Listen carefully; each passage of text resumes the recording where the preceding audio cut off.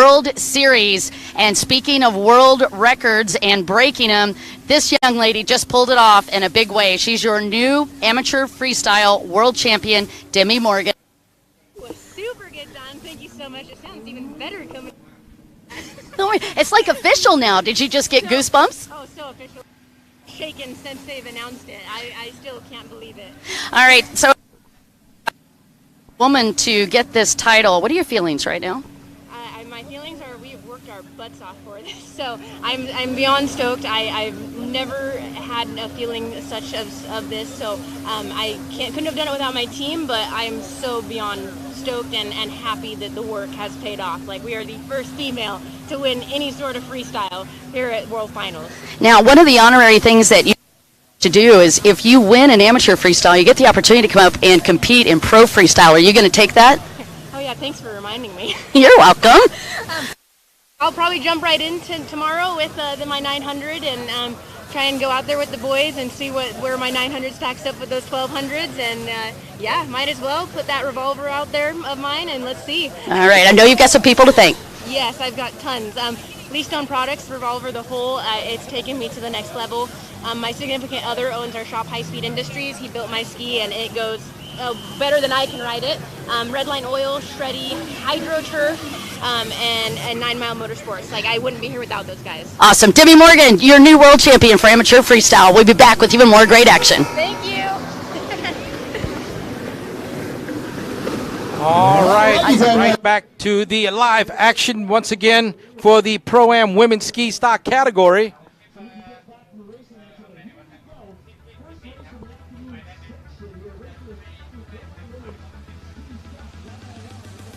Well, let's see if I can get that information to you in just a second here once they start coming in for our 13th moto or 13th race. In moto number 1, coming first from the United States, Reese Geis with 60 points for moto number 1. And Monaco's Lisa Casion Battaglia coming in second with 53. U.S.'s Anna Glennon coming in third with 48 points. So thank you for that interview there, Don. Yeah, you're so very welcome. Back up here with Nick as we go live for Pro-Am Women's Ski Stock. This is Moto number 2, and I noticed Reese Geis is already up to her usual whole shot moves. She's going to take the whole shot and the first as we get ready to go on our first full lap.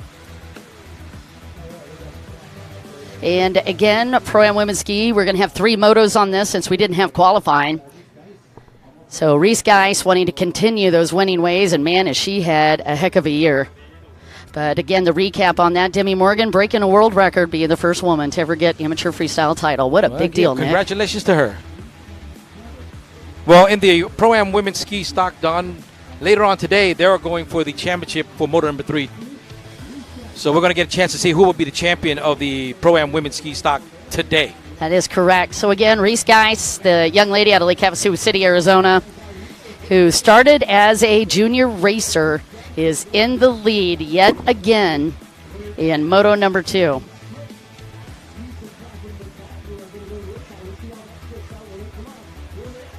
And we have a big, we've got a big schedule for you this afternoon. Pro-Am Runabout Superstock is going to be coming up along with Pro-Am Ski Lights, which was huge in race numbers. So we'll get an opportunity to see quite a bit of racing this afternoon. Now, Lisa Casan Battaglia was in second in that first moto. And just looking to see where she's at right now. You're getting a chance to watch her. She's actually sponsored by the government of Monaco. Number 66 right there.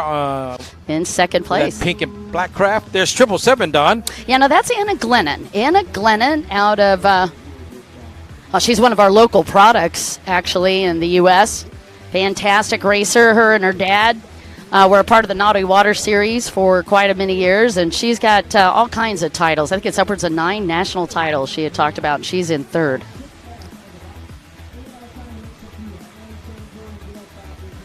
And then Yukiko Komei up in fourth out of 365. Great to see Yukiko make it back to the water. She had been retired, and we haven't seen her out in the World Finals for a little while in Lake Havasu. Well, Yukiko missed the buoy out there in moto number 1, apparently. Oh, really? That's what put her back a bit. So, unfortunately, Yukiko Kome coming into this one in that 6th place spot. And Maddie, who had such a great start, actually we saw go down off of the front stretch. That was the battle for 3rd you saw in first moto, and she is now back in 7th. So she's got a little work to do. There's your current leader, 141, Reese. And you can follow the live timing. Just go to ijsba.com and you can do the live timing there, be able to follow along with the different laps. I do want to let you know, though, so you don't get a little wigged out. If you look at the live timing and then you're also looking at the live stream, the live timing's a lap down. It's a lap behind. Yes, sir. So I didn't want to confuse us. 66 right there on the middle screen from Monaco, Lisa Cassia.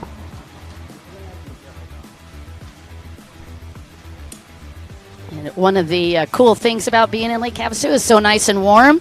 One of the other kind of cool things, except they can also be a little scary, is the honeybees, and they come in and hang out along the beach. Well, you know what? I mean, I'm not too bothered with them, but the thing is, when they get too close, that's when I get scared. Well, the reason that they're coming in is because, again, the honeybees can smell all of the soda, and because you're right here in a Binder Alley. Well, you know, because you're popular. A lot of people tell me I was sweet, so. Well, you. So a lot of people have been lying to you. I'm just kidding. All right, wants to pursue a career in the medical field.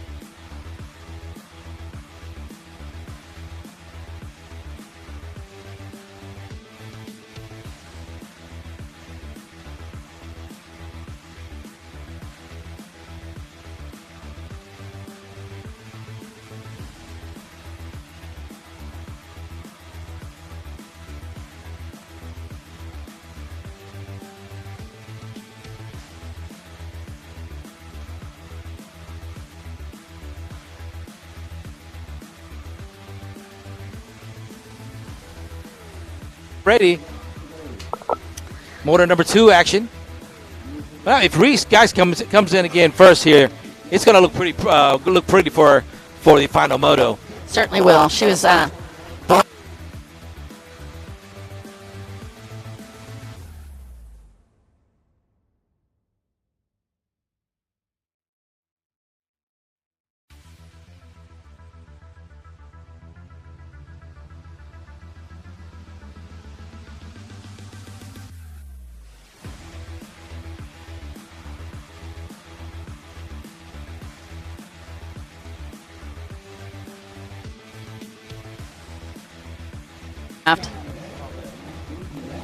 Oh, great.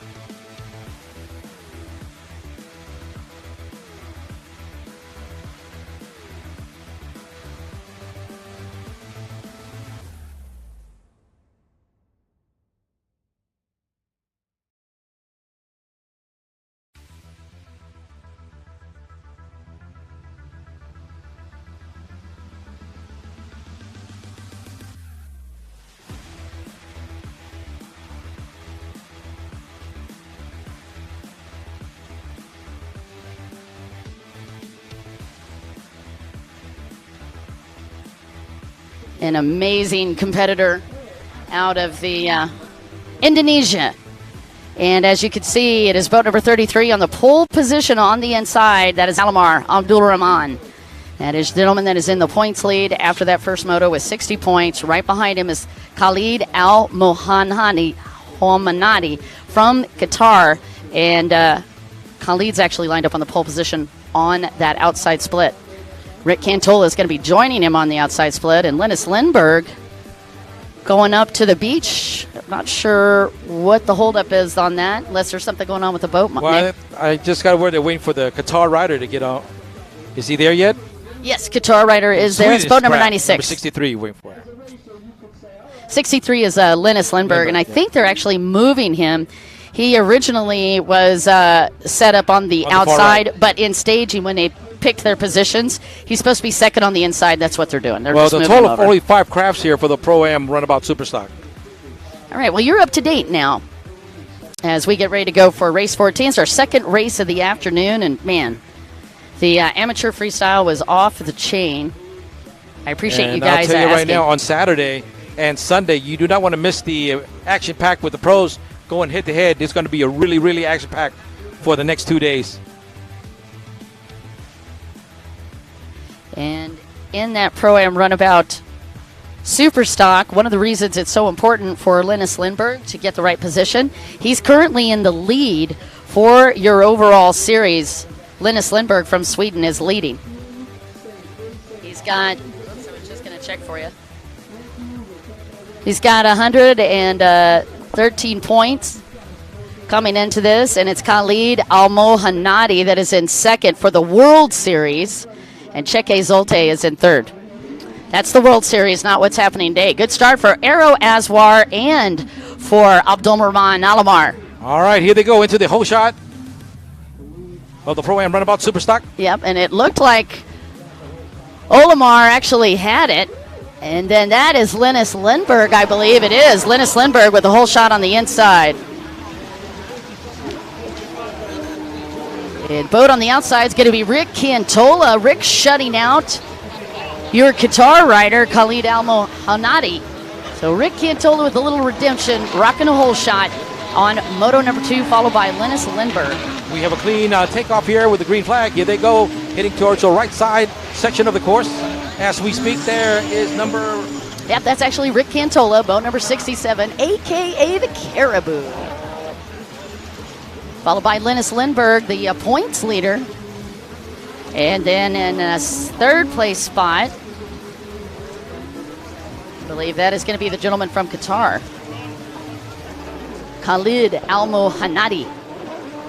Backstretch they go as they tear towards the option area once again, towards the left side of the course coming in.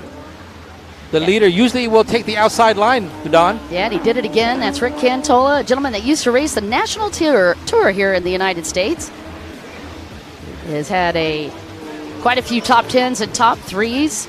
He had a pretty horrific accident out here at the World Finals about a decade ago. He actually was in the lead and got in a pretty big mix-up with one of the other riders, ended up breaking a leg and messed up his hip pretty bad. But you can see no effect on him right now. He is a powerhouse, and he's leading. Hails from Denver, Colorado, Rick Cantola. Hey, that's your part of the neighborhood, too. I do happen to know, a little bit about him. The gentleman in second, Linus Lindberg, is your WGP1 World Series points leader, and right now he's second on the track. And Linus Lindberg came into this second moto in fourth with 43 points. Once again, that quickly, he's backed up all the way up towards the option once again. This is pretty quick here, Don. Yeah, I mean, turn around, they're already back up on top again. Yeah, you're looking at a ton of buoys out here. And again, they've got a modified track, but same number of buoys as the ski and the sport divisions. Your second place rider, Linus Lindberg, and of course your WGP1 points leader. He lives in actually in Sarkom, Sweden. He's 20 years old, and Linus Lindberg loves to listen to Eminem and Tupac and 50 Cent on his playlist before he races. There is There another he is shot right at there. Linus Lindberg. First race in Karlstad, Sweden in 2018. His first win in Sweden was in 2019, and he rides for Team Aragons. Very consistent. And Nick, this is a rider you really got to watch. Linus Lindberg. He has the tendency to move up through the pack pretty quickly. He's a great rider, and you got a shot here at boat number 96 as well. I noticed you were looking at the penalties. Linus was actually taking a missed a look at that. buoy. Yes, Yeah, he missed in a the- buoy in the first moto, and that pushed him back in the points. And he wasn't alone, too. Arrow Oswald did the same. Yeah, we're on moto number 2. Philippe Mosselman was actually asking about that, but yeah, we're on moto 2 right now.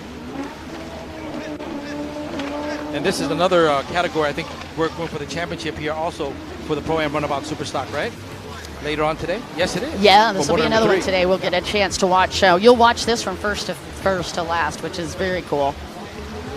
All right, the gentleman that you're looking at, boat number 96, that is Khalid Almo Hanadi, up in third. He's out of Doha, Qatar. He's a government servant.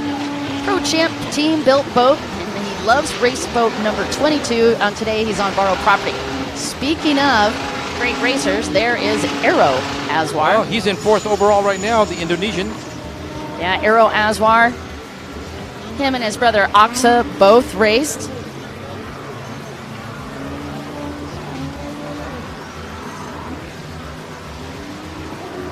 And Aero Aswar, an incredible rider as well, up in that 4th place spot. And Aero and Aksa both do endurance. We'll get the opportunity to watch them in the endurance coming up this weekend as well.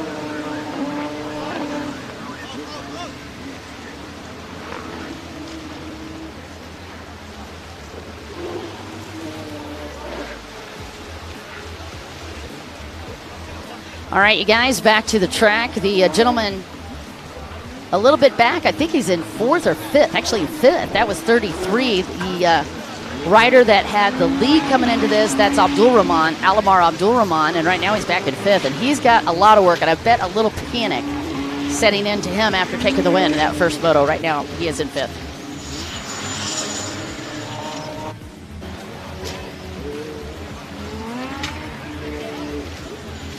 And don't forget, you can watch all of the live timing. Just go straight to ijsva.com. And again, it's 1 lap back. We're on lap 5, but you'll see it indicating lap 4. And Alamar back in the 5th place spot. That was the gentleman with the points lead coming into this. He won Moto 1. Well, if you like all the action, don't forget to follow us on Facebook, Jet Ski World Series. Yep, that's on Facebook, but you could do YouTube. That would be Jet Ski World Series. Well, what about Instagram, Don? I could do Instagram, Jet Ski World Series. Yep. TikTok, maybe? You're just making this too easy. At Jet Ski World Series. Do us a favor. Follow us everywhere. We'll follow you back. That's right. Give us a like, sub.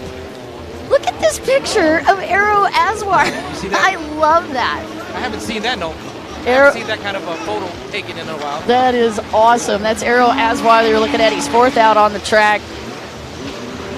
Amazing competitor. And I love seeing Aero Aswar representing out here for Indonesia. Him and his dad and Aksa all raced, and Fully has some incredible stories. They used to race such long endurance races that Fully Aswar would actually be on the boat overnight. They would be on the boat multiple nights in a row, and that is a whole new level of racing when you're sleeping on a boat. Oh, yeah. Well, just about halfway through the moto right now for the Pro-Am Runabout Superstock. Your current leader right there up on top, coming out into the options once again. Yeah, again, we're watching the top 2 riders. It was Rick Cantola and Linus Lindberg. Rick's going to the outside, and Linus Lindberg will be going to the inside split. And once again, their current leader loves the outside line. Well, Rick Cantola is a smart rider. I mean, he'll go to whatever line works best for him, but he's been watching the races for part of this week, and he's noticed that the outside split is quick.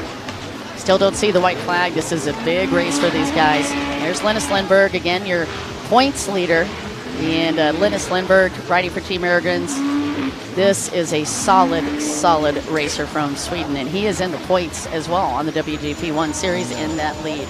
Right now, he's 2nd on the track. Don't forget, if you're just joining us, welcome to the WGP 1 Waterjet World Series right here in Lake Havasu, Arizona. This is round number 3 of the series. We're going to finish up the series in round number 4 in Pattaya City, Thailand. So if you have an opportunity to go ahead and fly there and stop by, take a vacation, we're holding the competition in December, or the second week of December. 14th to the 18th? That's right. Did I get it right? You got it perfect. I totally guessed that. All right. And if you're watching us once again on the Facebook or YouTube, don't forget, give us a like, share, right? And yes, please. Comment. Come hang out. Well, listen, we want your feedback. We'd love to have your questions. Please let us know if you're curious about anything about the track. I'm happy to chase down information for you. Again, you're watching the Proam Runabout Superstock, and yeah, I did get some feedback on that. We had smaller numbers on this one. We got a lot of races coming at you, though, so don't you worry. You're going to get plenty of quality racing, including this one. Linus Lindberg in second, and it is Aero Aswar up in third. And you know what's cool? His dad, Aero Aswar's dad, fully taught him to steer a jet ski at 2 years old. He was riding on a little sit-down. Yep. Riding on a little sit-down, teaching his son how to ride. And that's what I love about the sport. Well, that's what you have to do. You have to start young to be good, right? Well, you don't always have to, but man, it gives you such an advantage. Exactly. It really does give you an advantage. Plus, your endurance, your ability to bounce, which is important, is so much easier when you're younger. I think we could all attest to that. All right, we got a split here. On the outside is, once again, number 67. That is from the U.S. Rick Katola. And in second, number 63 on the inside line. Yeah. It's Linus Lindberg from Sweden. 4.54 seconds separating Rick Cantola from Linus Lindberg. He does not have much of a cushion. Both of the riders going to the outside. I feel that the ending is coming pretty soon here now, Don. Yeah, I think they're probably going to pull up the white flag on this next lap. This is a big race when we get into the Pro-Ams, as you guys know. We're generally running 14 to 16 minutes. In a Pro-Am Runabout Superstock, this was actually a 15-minute moto plus a lap. It seems so much faster, you know, when sitting here watching the competition. It does, doesn't it? It seem like it's 15 or 16 minutes or whatever. Is it seems just like me? under 10 minutes or something. Or maybe because they're going so fast that, you know what I mean? Yeah, and I agree with you. Rick Cantola definitely is just opening up some afterburners, because I've noticed in the technical section, Linus Lindberg's catching him. He's within 2 seconds, but man, when they get in that backstretch, Rick Cantola is just like a rubber band. Wow. Well, we'll have to see once they come out of this option once again and see if he has enough time, though. We're moving pretty close to the final lap here. We'll take a look when they hit that front stretch and see just how far apart they are. Oh, there it is. Lindbergh. Don, the white flag is up. That's it. I had a feeling it was coming. This was the 15-minute mark, so they're going to get one more lap. It seems like he's not that far behind on this one. No, he is 2.97 seconds behind Rick Cantola. Well, it's going to be a doozy once they get back around towards the option once again. Yeah, Linus Lindbergh has made up time. In fact, he's cut the time almost in half. He was a little over 5.94. Was how he was 2 laps ago, and now he's down to a 2.97. Well, let's see if Linus can do a little sneaky steal on the inside if he's going to come out, use that inside line again. Well, this makes me think about it. You know, Nick, Rick Cantola's been taking the outside every time. Does he steal that inside lead away from Linus, or does he continue to go to the outside? Well, I'm sure. You know what? I have a feeling right here. Look at it on the left side there. Here. Once he hits on the in the option. Yep, that's Janino Johansson and Sam Johansson in the stands watching their teammate. He's going to take the outside. Oh, Linus on the inside line. Okay, so Rick Cantola goes to the outside. Linus takes the inside on this final. It's pretty close, Don. I see the... Oh, Rick Cantola looks so solid. Now it's just going to be a matter of don't make any fumbles. And he's come to the front stretch, and it looks solid for Rick Cantola. Like take the win. Beautiful job from the gentleman out of Denver, Colorado, Rick, the Caribou Cantola.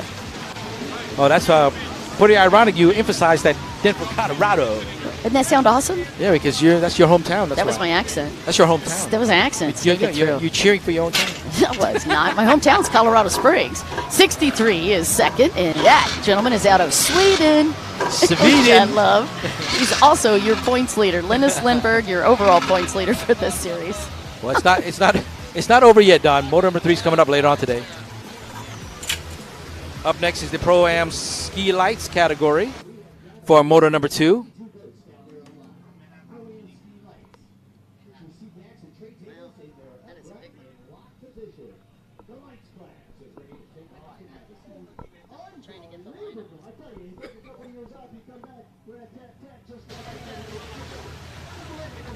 This is a taking a look. Just taking a look. It's Devin Farthing with the points. And Jaden Richardson was actually missed the last log jump, so he got docked. And Devin Farthing and Jeff Hansen are going to be your top two in points. Do I see 22 riders out there? Yeah, that is a ton of riders. All right, this is going to be your second of three motos. The recap of moto number one. Devin Farthing with the Farthing had the points with 60 points coming into this one, and Jeff Hansen in second with 53. Tyler Kennedy with 48 in third. Coy Curtis dropped all the way back to fourth after going off the boat. And a great recovery for him, managed to hang into fourth. And then in fifth place is Matthias Reynes. We're just about ready to let him go here for the Proam Ski Lights category. There's our race director pointing. Let's just take a look. Off with the green light. Here they go into the whole shot. All right, and Jeff Hansen actually had the pole position on the inside.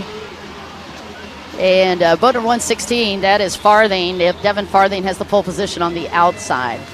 You know what I think? I think the more crafts are in water, the more difficult the race is. No question. Yeah, I agree with you. Absolutely no question. That is Coy Curtis on the inside with the pole position, or the pole shot position. He is going to be meeting up with, I do believe, Jaden Richardson. Once again, Coy Curtis coming up on top. Yep, Jaden Richardson's going to be on the outside. Those two are going to meet at the front stretch, and we'll see what happens. And again, Jaden did get docked for missing a lap, or excuse me, missing a buoy. And Richardson back in 15th on this one. And Coy Curtis with the whole shot. Well, number 111 right behind from Australia, Jaden Richardson. Once again, these two going at it. It was just like this in moto number one, right? Yes, this is exactly the recap, except I do believe Richardson was in the lead. Richardson had that whole shot originally. Coy Curtis was second, and then you had that back and forth. All right, we're going to let the race run it out for about another half a lap, and you can see exactly who's where. Oh, and I'm hearing a bunch of shouts. Somebody went in down. The water. You got two crafts went down. And unfortunately, they're in the tough zone, so the course marshals are actually going over there with some yellow flags to make sure that the safety conditions are up to par. And we are going to get those riders back to the crafts. Number 91, is it number 91? 91 down. That's from New Zealand. That's Quaid Brown. Yeah, Quaid Brown. Tough break for Quaid. Well, at least he's able to get back on and continue the race. Yeah, he had a good start as well. Quaid was lined up on the outside, the inside, so he was right in that top group. And Coy Curtis on the outside split. This dude has been a superman. His race yesterday, he did 3 motos yesterday in the ski division in the GP class, and holy buckets did those guys put on a huge show. It also had over 20 riders. Well, but let's see where number 116 is at here. Yeah, we got to look for Devin. 419 is going to be third. That's Jeff Hansen. He's right behind Jaden Richardson, but yeah, we're going to look for Devin Farthing on the 116. That's 419 right in front of you there. Yeah, Jeff Hansen's had a great week this week. Lap number 1, it looked like Tyler Kennedy was in fourth.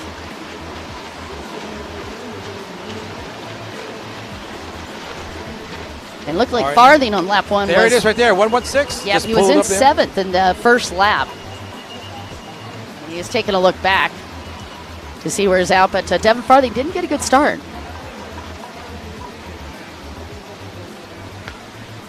Well, Devin, he is in 5th position. So he's moved up. Well, he started in 7th, so he is already moving up. So he is behind Tyler Kennedy.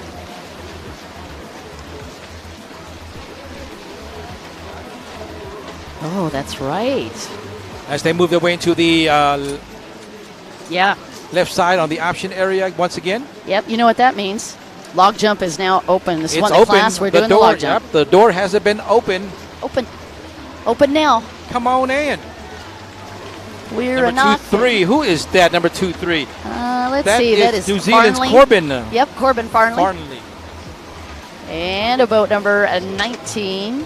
That is Andrew Hubert-Laurie. He just moved up in the pro division this year.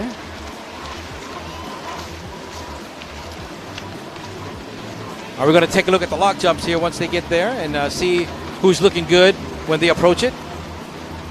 Yeah, this is so much fun to watch when the guys do the log jump. Oh, they're not. They don't have it open. They've closed the log jump.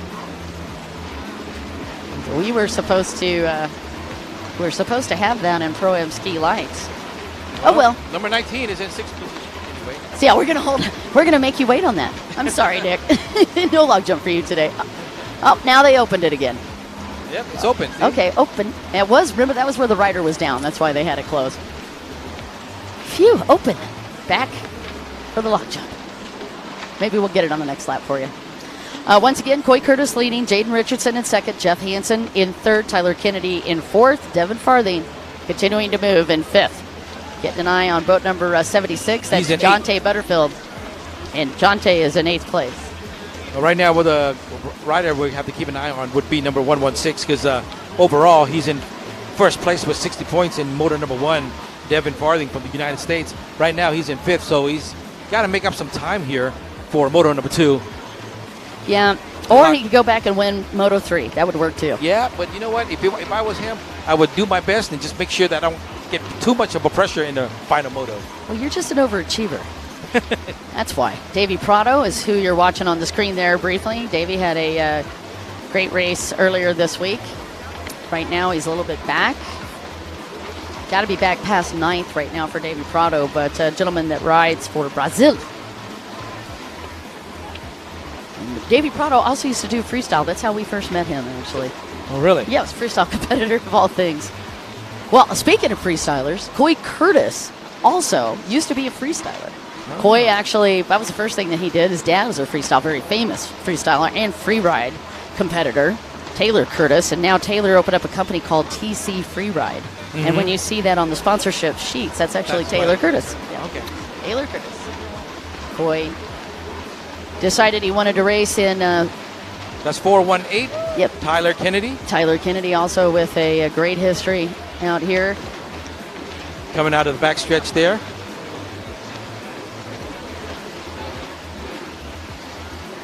Your top 5 still no lead changes. Still holding strong, number 155. Still up there. Coy Curtis. 111 from Australia. Jaden Richardson. Yeah. 419 still in third. Jeff Henson. Bailey Cunningham is on the live stream along with Terry Lemons. Great to have you guys back.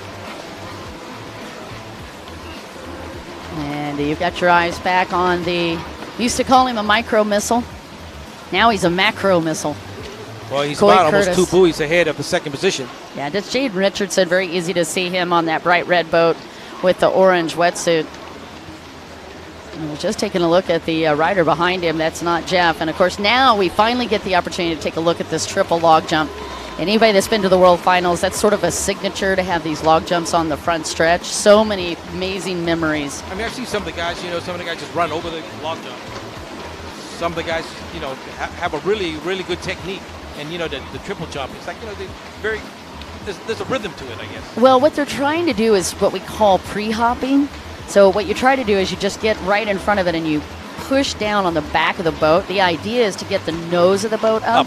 And you just want to pre-hop it a little bit so you get your boat to kind of level out. Because you don't want your boat to hit it too front to the front of the boat, or we call it sky bowling. Okay. So it's just like takes the nose of the boat straight up. Conversely, you don't want it to hit it too far back on the back of the boat, and that will give you an immediate submarine, because we call that tail tapping. And if you tail tap, it'll slap the front of your boat down and put you right in the water. So okay. Your little log jump, FYI. Yeah. Okay. Thank you, Don, for that information. Log jumps are fun. They're equalizers. I think they're pretty scary if you're out there trying to get things done and you have to concentrate on the course itself. Now you got another obstacle you got to go through. Jaden Richardson doesn't think that's too much of a bummer. A 2-time world champion already, and just walking away with another opportunity here. His pre-race is just go and have a good time. So he really doesn't think too much or get over it too much in his head, overthink. He just goes down, chills out, hugs his dad, and gets ready to go. Jaden Richardson, triple aces. His dad, I think I shared this with you earlier, but His dad raced out at the World Finals about 10 years ago and took a World Finals title. Oh, okay. All right. Well, you know, racing gets in the family, I guess. It has been in the family for so many of these different riders, including this gentleman, Coy Curtis, him and his dad both. Rich race family. I mean, usually, if I notice around it, if you grow up by a lake or the ocean, you tend to like water sports. Oh yeah, this gentleman, a 5-time world champion. It's you're watching Coy Curtis. First started in freestyles, first competitor to or 8-year-old to do a backflip in competition in the juniors division. We actually did a special permit for him to be able to do that.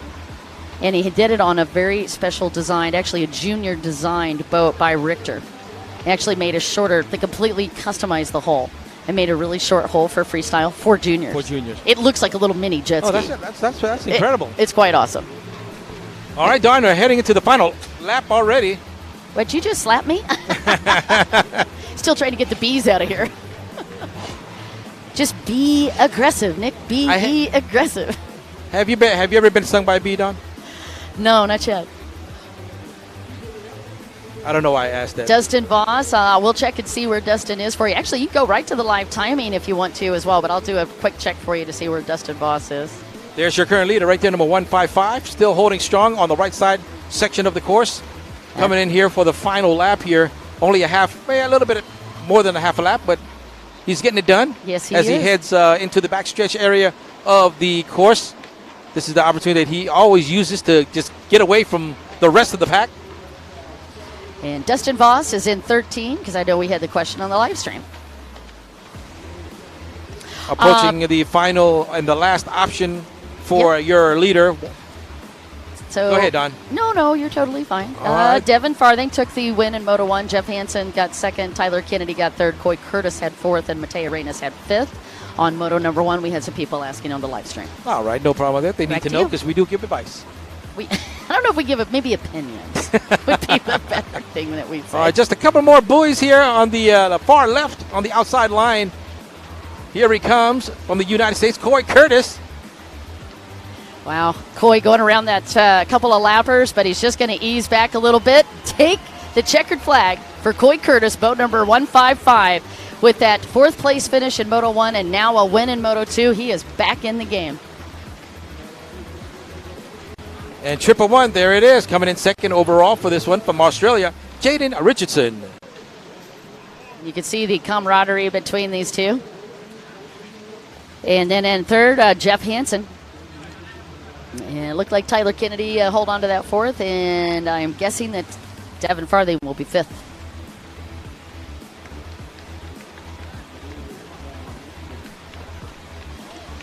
All right, next up on the agenda is the Proam Sport GP category. Yep, and actually I think Bertie Gano got around Jeff Hansen for third, right on the final there.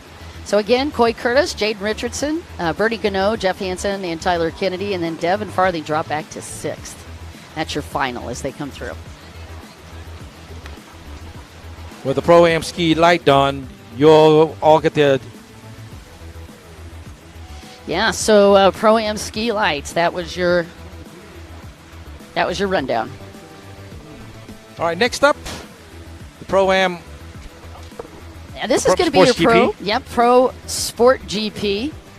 And when you take a look at the World Series rankings, after the second round and coming into this one, it was Simon Belcher with the lead and James Bushell in second. So Great Britain representing. Wow, look at Great Britain. Exactly. I was just about to point that out. All of them are from the from the UK. Yeah, so Tim Wilkinson in third, Kyle in fourth, and Timothy Atkinson in fifth. And that also explains why Kyle Horton, a brand new rider for us, actually for the first time at the World Finals. And that's going to give you a little outlook on the Pro-Am Sport GP category. Yeah, they're going to have to contend with Brandon Warner, who took the win in Moto number 1, or Pro-Am Sport GP class, right here at Lake Havasu City. And I'll get you the lineup on the riders here in just 1 minute, but you're taking a look at them right now on the inside. Pole position is going to be boat number 521. That is Talon Farthing. And on the outside pole position, that is going to be Simon Belcher. Then the 661, that is Natalia Juliana. She is going to line up on the outside. Well, after the Pro-Am Sports GP done, after that one, we're going to be on moto number 3. It's called the Championship Motos for the rest of the day.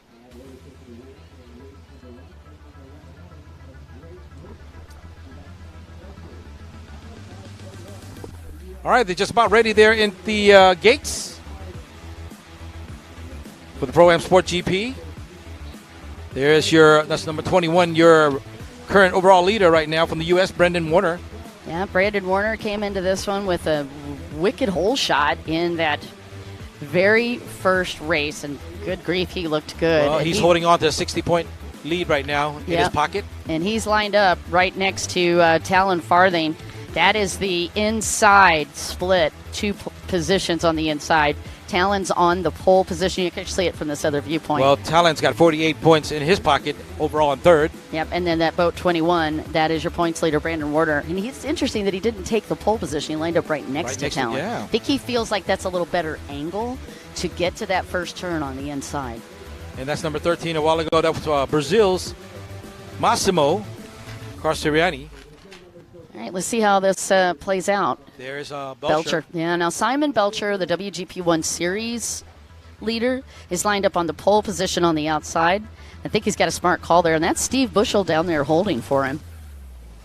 Well, if that's Steve Bushell down, where is James Bushell on the track? Yeah, well, James Bushell is on the outside of the inside. That sounded a bit crazy. Mark Percy is probably down there holding for James Bushell. I'm telling you, these holders are just as much celebrities as the riders are. Yeah. They fly these holders from quite often from around the world to hold for them. So you can see Mr. Gowecki down there holding for Mr. Farthing. The entire Farthing team supporting these guys. Dustin Farthing, of course, his dad, King D, no stranger to tons and tons of world titles, more than I can count. Again, Pro-Am Sport GP. Let's just take a look and see how many minutes these guys are going to be racing. And once again, if you're just joining us here, we'd like to welcome you to the WGP number 1 Waterjet World Series, round number 3 right here in Lake Havasu, Arizona in the United States. And then after this one, we'll be going to Thailand for Pattaya. Pattaya. Yes, for round number 4 of the World Series, our championship round. All right, so 14 minutes plus 1 lap is what they're going to do. This is a shot here of boat number 706. Came in 5th in the first moto. That is Noah Dolly. Noah Dolly, 5th in the first moto. And right now he's right in the middle of the outside split lineup. Well, let us know who you're cheering for if you're watching online right now. And we're just There's a few 158 minutes. James Michelle from the UK. Oh, there he is. That's Mark Percy down there holding with him.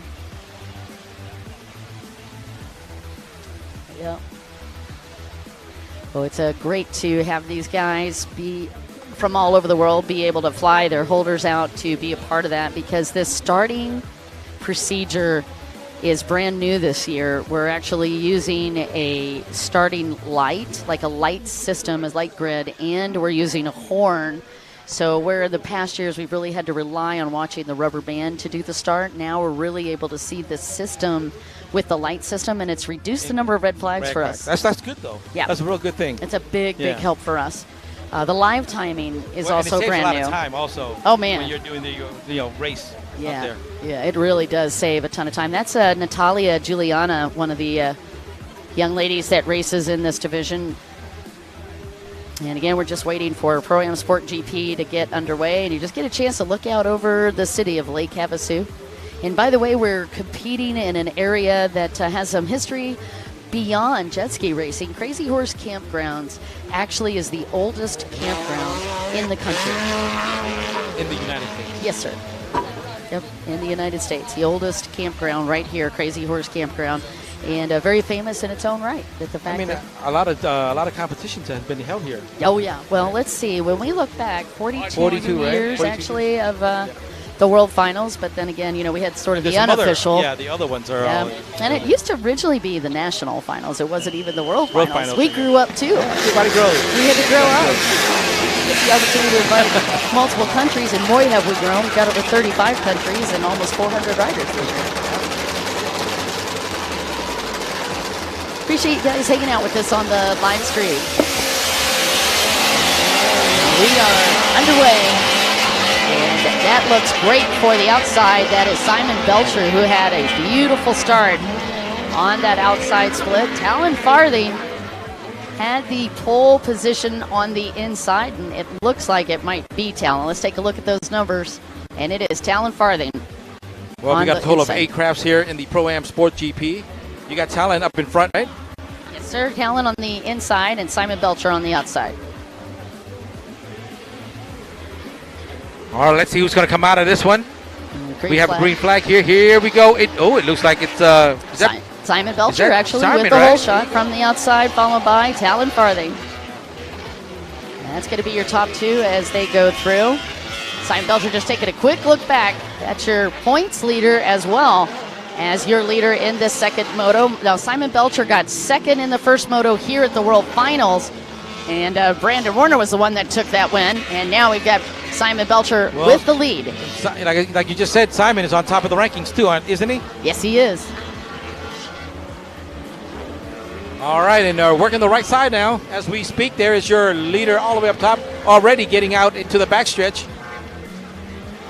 Once again, you're watching the Pro-Am Sports GP category, and these guys are fast here.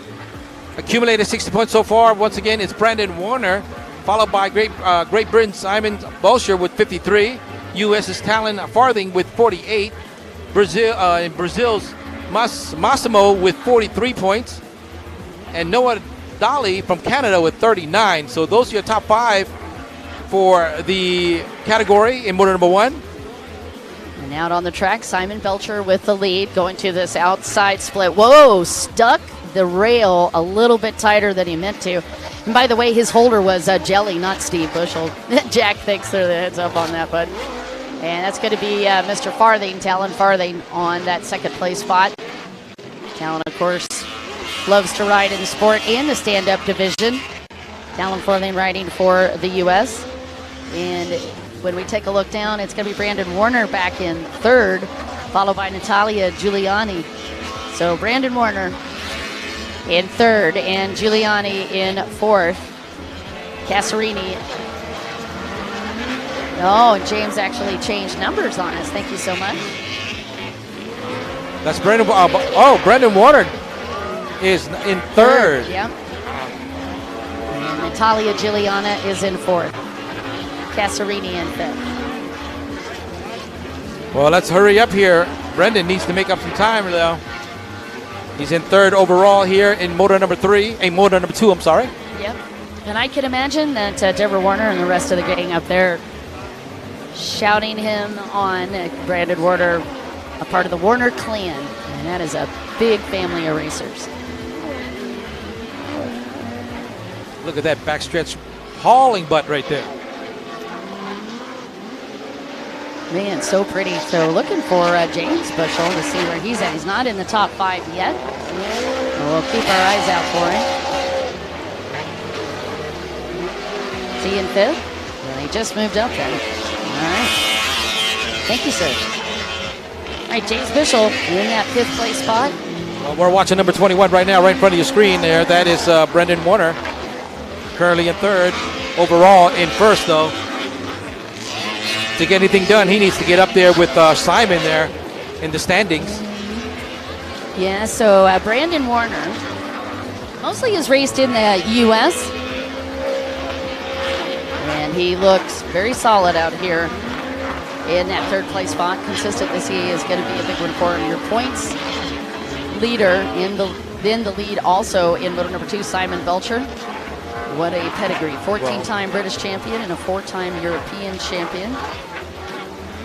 Well, Simon just pulling away into the option already. Yeah, that boat is actually built by Handy Motorsport team, and they are handy at building whole shot boats. I mean, it looks like he's about maybe 6 to 7 seconds ahead of the gang.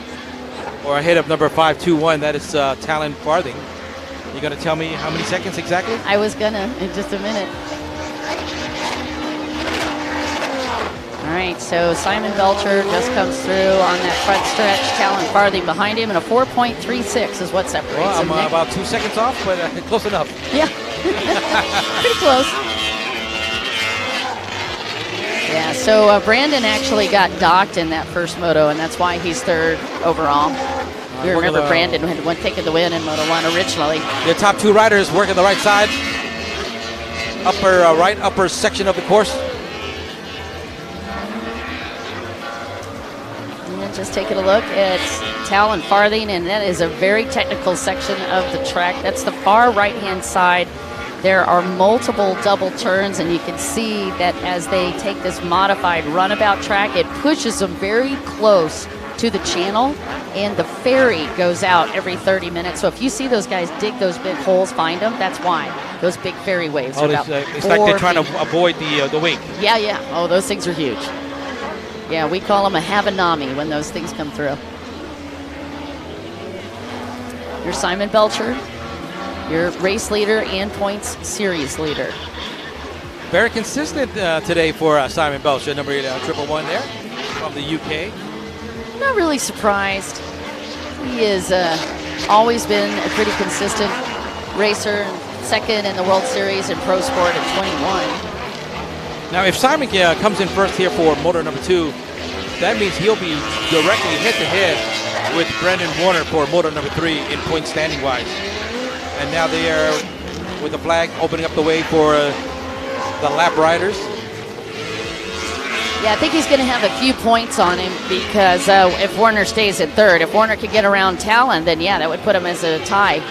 But right now, Talon Farthing is going to be the spoiler on that because Talon's also trying to hunt points. Talon's in third. Of course, he needs to go. That's why I said if he needs to get, have a contention, he needs to pull up at least one more position. Yeah, so at least. Talon in third in points overall. Brandon Warner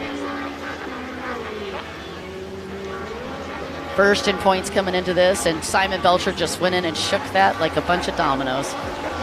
There's Simon going on the outside once again here on the option. Right behind is Talon, also on the outside line of the course. Yeah, Talon Farthing looking very solid on this boat built by Farthing Racing. And Talon is very comfortable on the sport boat, and as you can see, he's got a pretty unique riding style, and that is a bit of a hybrid between how his dad rides and then Talon's unique style, and he stands up quite a bit on the sport division, and a lot of the riders do that. But when it comes into a turn, he turns a bit like he would turn on a stand-up boat. Look how much he's dropping down, pushing over the front of that. I see that's very aggressive riding. It is perfect for this young man because he doesn't mind pushing this boat to the edge, and you can see it in his riding style. So you're trying to say that the older you get, the scarier you get? The scarier you get? I don't know. I guess it depends on the rider. Dude, I'd be scared to get up against Simon Belcher in a race. This guy is amazingly talented. And it's not really aggressive riding. What it is it's the ability to keep the boat hooked up, right? So Talon's got that boat set up so he can be forward like that and be aggressive in his riding style. It's a style, right? Yeah, but it's the hookup. It's really all about the hookup. Brandon Warner has a cool style, too. Notice he's a little bit more upright coming into this. See how he's taking the turns a bit different? You can tell he's not as aggressive as Talon. No, he doesn't look it, exactly. Well, and also they got the boat set up so he didn't have to push as much to keep the boat hooked up. That boat is running very flat for him. It stayed very hooked up. But this is his preferred riding style. He wants to be just a bit more upright and a bit more relaxed. Look how relaxed he is compared to Talon's riding. Talon's very intense, very focused. Everybody has a different riding style, and that's what translates whatever's most comfortable for them. Well, the more, to me, if you're very aggressive, sometimes if you lose concentration while you're too aggressive, sometimes that can cost you a race.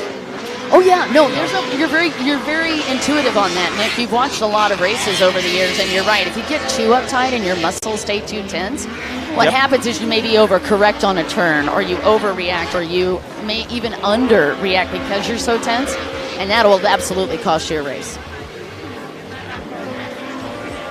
Well, we're moving closer and closer here to the final laps here of the Pro-Am Sports GP category. Right here into the option once again.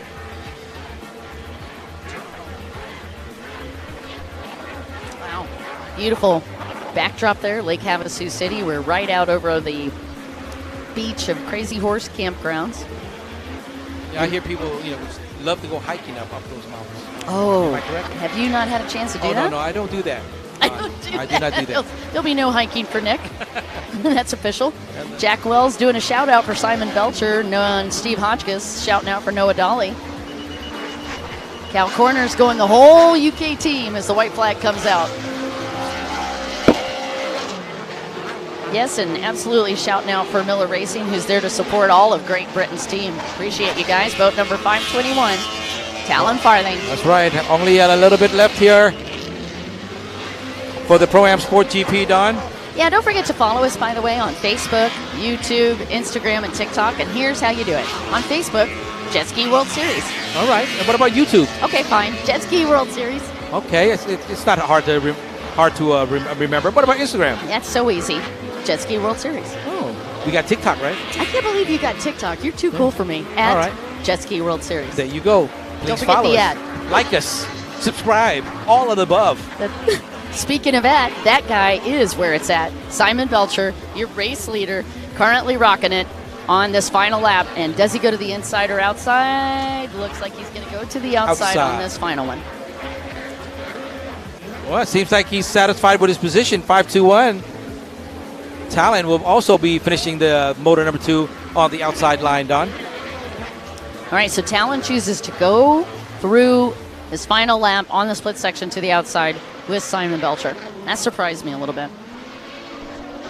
And Brandon Warner going to round out your top 3. Congratulations to Simon Belcher taking the win. He seemed to be happy. He knows. You know what? He knows he has this in the bag. Oh, yeah. But it's not over yet. No, we got one more to go, but Simon went to work and did exactly what he needed to do. Exactly. Taking the win in that second moto. Talon Farthing messing with his steering just a little bit. I'm curious about what happened with that. Simon, who had a third in the first moto, coming in second in moto number 2. And Brandon Warner rounds out your top 3 for moto 2. All right, next up will be the Pro-Am Runabout 1100 stock. It's coming up after we clear the race course. But before that, let's take a quick break. We'll be right back after these messages.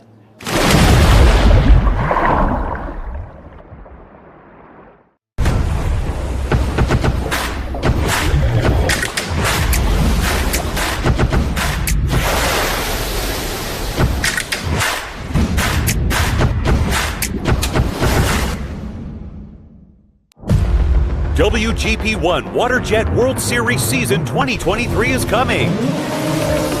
Round 1, May at Mekalinki, Poland. Round 2, July at Vichy, France. Round 3, October at Lake Havasu City, USA. And final round, December at Pattaya City, Thailand.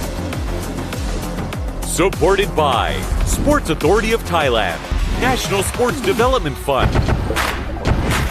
Amazing Thailand.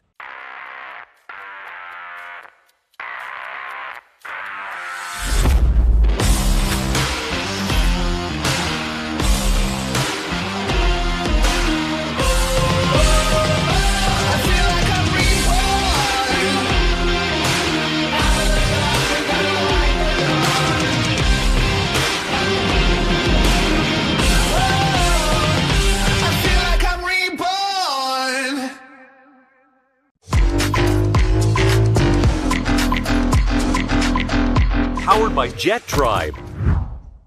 SBT is really your one-stop shop for all things personal watercraft. As someone with a small fleet of stand-up jet skis, I love that SBT has all the parts that I could possibly need to keep them running so that I can keep doing what I love.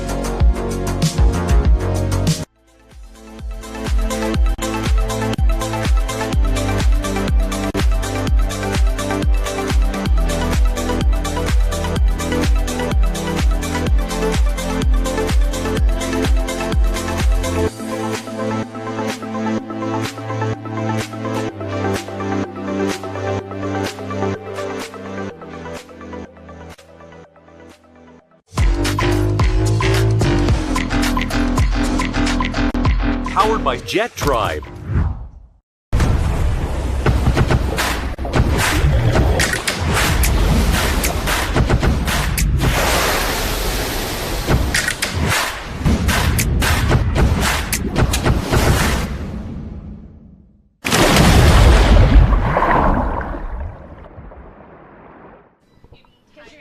All right, we're back with the action for the Proam Runabout 1100 stock. Welcome back, you guys. We got the start going, and on the inside, when we did the lineup on the inside, it was Rashid Aldawas who had the pole position. On the outside, the pole position was Adapon Kunsa.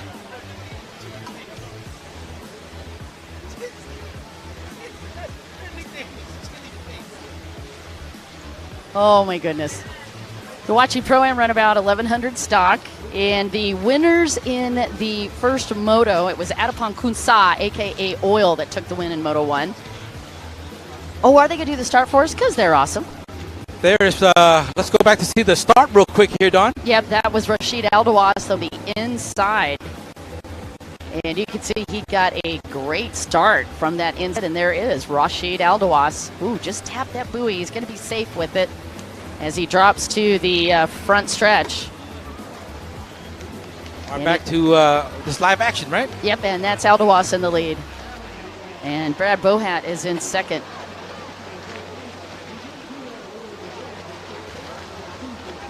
Well, overall, right now, for Moto 1 and 2, with 120 points accumulated so far, Adapon Kunsa, where is he right now, Don, number 17? Yeah, I'm just looking for him. I'm going to go to the live stream, and you guys can follow along as well. Now, remember, that's a lap down, but they'll get a start. Looks like Mr. Aswar, Aksa Aswar is up in that group as well, and there is 17.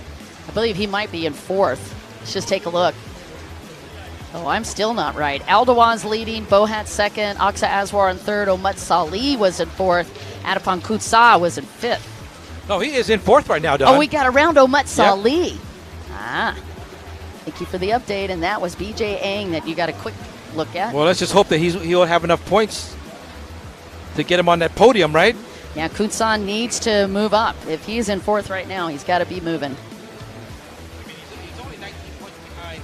He's only 19 points behind Rashid Aldawas from Kuwait. All right, so... And then Omut Salih must have dropped back into fifth. All right, so Rashid Aldawas on fire on boat number 99. And he started that drama from the inside. He was actually in the pole position. And then, all right, so BJ Ang has moved up as well. So boat 99 leading, that is Rashid Aldawas, Brad Bohat second. And then boat number 7 is Aksa Aswar in third. And Adapon Kunsa is in fourth.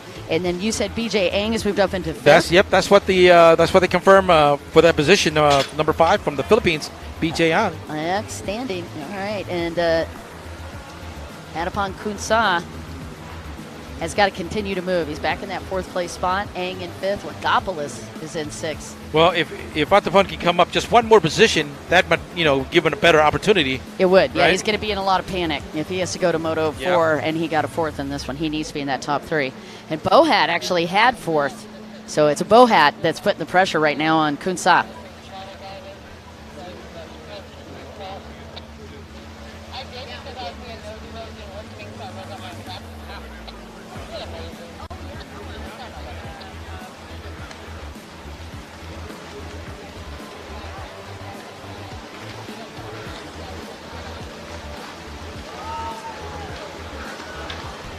Whoa, BJ Ang is battling Adapon Kunsa.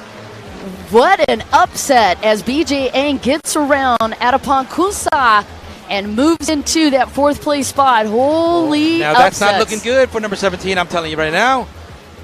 Adapon better move his butt up there now. He dropped position. It's not looking good because Kuwait's Rashid Aldawas is up there in second position overall. I don't think Adapon Kunsa even expected that, but I got to tell you, BJ Ang has been improving the last couple of years, and this year in particular, I have seen a different level come out from that young man, the rider for Philippines, BJ Ang, with a huge replay here. Take a look. Right there, right in front of the tower. Just take a look at this recap. There's BJ Ang on the outside on boat 5, and he is passing Adapon Kunsa for that number 4 position, and that is exactly what Adapon Kunsa did not need to see. No, he did. All right, back to live action, Don. Yeah, that was an incredible pass. We're back live at Lake Havasu City, Arizona. You're watching the Proam Runabout 1100 stock class, Moto 2. And just a recap on that, Adepon Kutsa had won Moto 1. Right now, he is in trouble, Nick. He's back in 5th. Well, halfway through the Moto, Don, the final Moto championship moto here for the Pro-Am Runabout 1100 stock. The only thing he can do right now is get back up on that 4th position. Oh, and he's pushing it. He's pushing it, right? Yeah, Kutsa is not done. He is not done. He's sticking his nose in here. That was a double that he was trying to get around BJ, BJ Ang. And when BJ saw that, he just shut the door on him. And BJ Ang actually still had the line because they weren't coming back like the ski course. That's actually the runabout course, so he was able to hold off. I know if I was out to him right now, I'm kind of a little pissed off that he passed me. I got to get him. I don't know. Here's my thing. I mean, if I had to be a predictor right now, I would say Aldawas so far has looked incredibly consistent. He took a second in the first moto. Right now he's leading, but Adepon Kutsa has got to have in the back of his head, I got to exactly. move. That's where right now. That's where the action is right now at number 17. I mean, he was sitting pretty right now at overall 120 points, but in this final moto, championship moto, it's not looking good for him at all. Yeah, and you can't mark out Aksa Aswar. He's in 3rd. And Aksa has got an opportunity for this points battle. He took a 5th in the first moto, but with Kutsa getting knocked off the podium, at least for the moment, that is really shaking up the points. Well, I mean, if Asa Aswar, was able to get up in 2nd and drops, what's his name? Well, you know what? Bohat? Yeah. They'd have to get around Bohat. Yeah. There's BJ Ang, and he is continuing to go back and forth with Adepon Kutsa. Oh, here comes Adepon, Don. Yeah, I think Adepon might have got around. Adepon got back around BJ. So yeah, so he was kind of looked like he was a little bit flustered there, number 17. You know that, right? I tell you what, I don't think Adepon Kutsa was going to put up with that. But BJ Ang put up a great fight. Let's see if BJ is able to get back. This all is happening back a little bit in the pack. 4th, 5th place. Adepon Kutsa back up in 4th, and he needed it. Yeah, because you know what? Well, you know what? They just told me here up on the booth there, if Adepon, if he can finish in 4th, yes, he can still podium in 1st. But if he drops just 1 position, done. Oh my gosh, we got to start doing the points. You're right. This is the final one. This is for all of it. Adepon Kutsa. If he goes to 4th, he can take the overall. BJ Ang was battling that because he really needs the podium, and Aksa Aswar could knock him off of that. So that's where the action is, right there in front of you on the outside line of the course as they move their way out of the option. Okay, if it stays where it's at right now, Kutsa will take it with 163 points. Aldawas will get 2nd with 161, and Bohat will end up 3rd. It's not over yet. I know, I'm early. I'm predicting. Because you saw what happened. You're right. I'm sorry. I got a little excited. I didn't mean to go that quick. I mean, BJ just comes out of nowhere, and then, you know what I mean? It can happen again. It could happen again. Let's go, Brad Bohat. That is you called shout out. You called it when BJ passed Adepon the first time. Oh, yeah. He wasn't even expecting it. He looked over, boom, he was already done. I know, that was scary. That had to be scary for Adepon. Again, Adepon cannot fall back from 4th, as you mentioned, or he will lose this title. Exactly, and I think he knows that. Oh, of course. They know Beth better than we do. They know exactly where you want to be. They know it better than we do. Oh, yes, David, I'm happy to shout your positions out again for you. It is boat number 99 in the lead. That's Rashid Aldawas. In 2nd is Brad Bohat. This is what's happening on the water at the moment. Aksa Aswar is in 3rd. Adepon Kutsa is in 4th. And BJ Ang is in 5th. That's how it stands right now on the water. Now, if it doesn't change, your overall is going to go to Kutsa, Aldawas 2nd, Bohat 3rd. Again, that's what it looks like, both on the water and the overall. If we get through that, what's happening next? Well, this is the final lap now. This is it. If he can hold off just one more lap, just keep the Philippine BJ Ang off his back for just one more lap, this will be his title for the Pro-Am Runabout 1100 stock. All right. Look at the distance. I know. It's scary. It's not that far off, I'm telling you. No, it's not that far, and BJ's not giving up. Well, BJ got third in the first moto, so BJ needs to get around to try to get a chance at the podium. Once they get to that the final option, yes, I guarantee you they're going to break off. Oh, go different splits. Oh, no question. Right, you know? Wait, I got a buck. I'm going to bet you. Yeah. Okay, all right. I'm going to bet you BJ follows him through. No. You don't think so? No. I just want to give a buck up. All right, Aldewas. That is your race leader. On the outside. Yes, Aldewas is leading, and Aldewas is locking in a second place with this finish. And he has taken the outside split. This is your final lap. Again at Rundown, it is Aldewas, Bohat in second, Aksa Aswar in third on the water, and then Adipon Kunsa on the water right now. But the overall is going to go to Kunsa if he holds that position in fourth, and Rashid Aldewas will take second. And here comes Aldewas with your third moto win, Rashid Aldewas. Good job for that. But right now the action, what we need to keep an eye on is fourth and fifth, Don. Yeah, this is the Great Lakes Watercross crew, and they're cheering on Brad Bohat. And there they are. That's going to give him a podium. They did split up. And that's it. Adipon Kunsa patting the boat. That's your new world champion for Pro Am Runabout 1100 stock. You know he barely lost it. You know he barely lost it almost. Oh, yeah. He almost BJ Ang goes over there and gives him a hand. And, hey, buddy, good job. They really have a lot of fun racing each other. All right, again, they still have to get past Tech, but unofficially it'll be Kunsa, Aldewas, and Bohat. And Mac Minicorn doing a shout-out for Thailand. Next up is the Junior Ski 13-15 four-stroke light. Final moto, Don. Moto number 3. This is a championship moto again.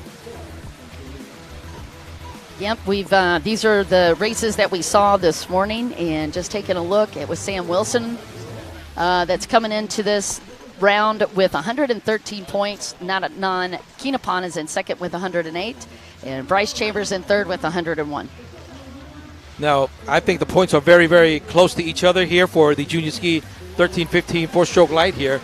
The top three, 113 for Sam Wilson, 108 for Natanan, and 101 for Bryce. So these guys, anybody take the trophy to the whole shot, Don. All right, so Otto is lined up on the pole position on the inside, and boat number 328. That is Sam Wilson, who took the win. He's got the pole position on the outside, and it looks like Sam Wilson got the whole shot as we get ready to go on that outside. Let's see what happens when they merge, and we'll get some close pictures here. And that is going to be Otto from the inside, who had the pole position, and right now he's in the lead on the inside split. And the 328, that is Sam Wilson on the outside, the points leader for the World Finals. Looking pretty good so far right there, 328. Yep, and he's going to meet up with Otto from Thailand. Uh-oh. Otto might have it.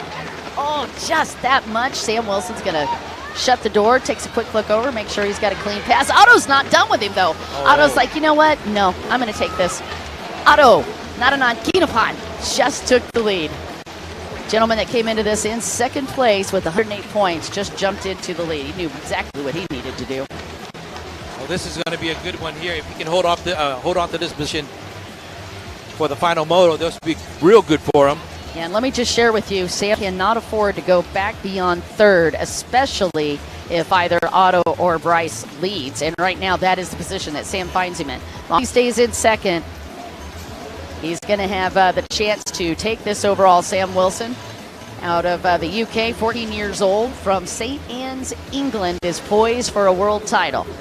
And Otto did exactly what he needed to do. This young man at Bangkok, Thailand, he took the lead, and he needed that to not only lock in his second place, but have an opportunity to get first. Yeah? Oh, you're showing that Otto would take the overall. Interesting. It's going to be an interesting one right here. I'm telling you, for the Junior Ski 13-15. Yeah, 2 points separates them, so you think Otto could take it with those 2 points. Perfect. Yes. I mean, but the only way that he can take it, Natanan, the only way he can take it is he finishes it in first. Only. Yep. All right. He cannot drop into second or third. The 2-time Thai champion, Otto Natanan Kinapan. Right, still right behind Sam Wilson not too far behind. I'm telling you, this can go either way. Oh, sorry. Yeah, so Sam Wilson now in trouble. If that 2 points is what separates him, he actually had to take the win over Otto. Now, I guess Breeze could have got around him, and it would have been okay, but Otto getting the lead like this, that's going to put Sam Wilson back 2 points and give Otto the overall. Nice moto math by Nick C. Well, there it is. There it is. As they head into the back stretch. Okay, I'm telling you. All I mean, right. as long as Natanan can finish ahead in any position ahead of Sam, then he has the opportunity. There's your overall second position right now. Sam Wilson from the UK, graph number 328. All right, just taking a little bit deeper look back. It is Sam Wilson, not Otto Keenapon leading Sam Wilson second and Breeze Chambers Sam in third. is making a move early. He's on the inside line, and Natanan is on the outside already. So Sam's going to try to get back around him, Nick. He's going to, and he's not too far behind either, so let's see what's going to happen here once they come out. Otto cannot afford to make any bobbles, and you are watching your third place rider. That is the 424 boat. It's Jake Wilson.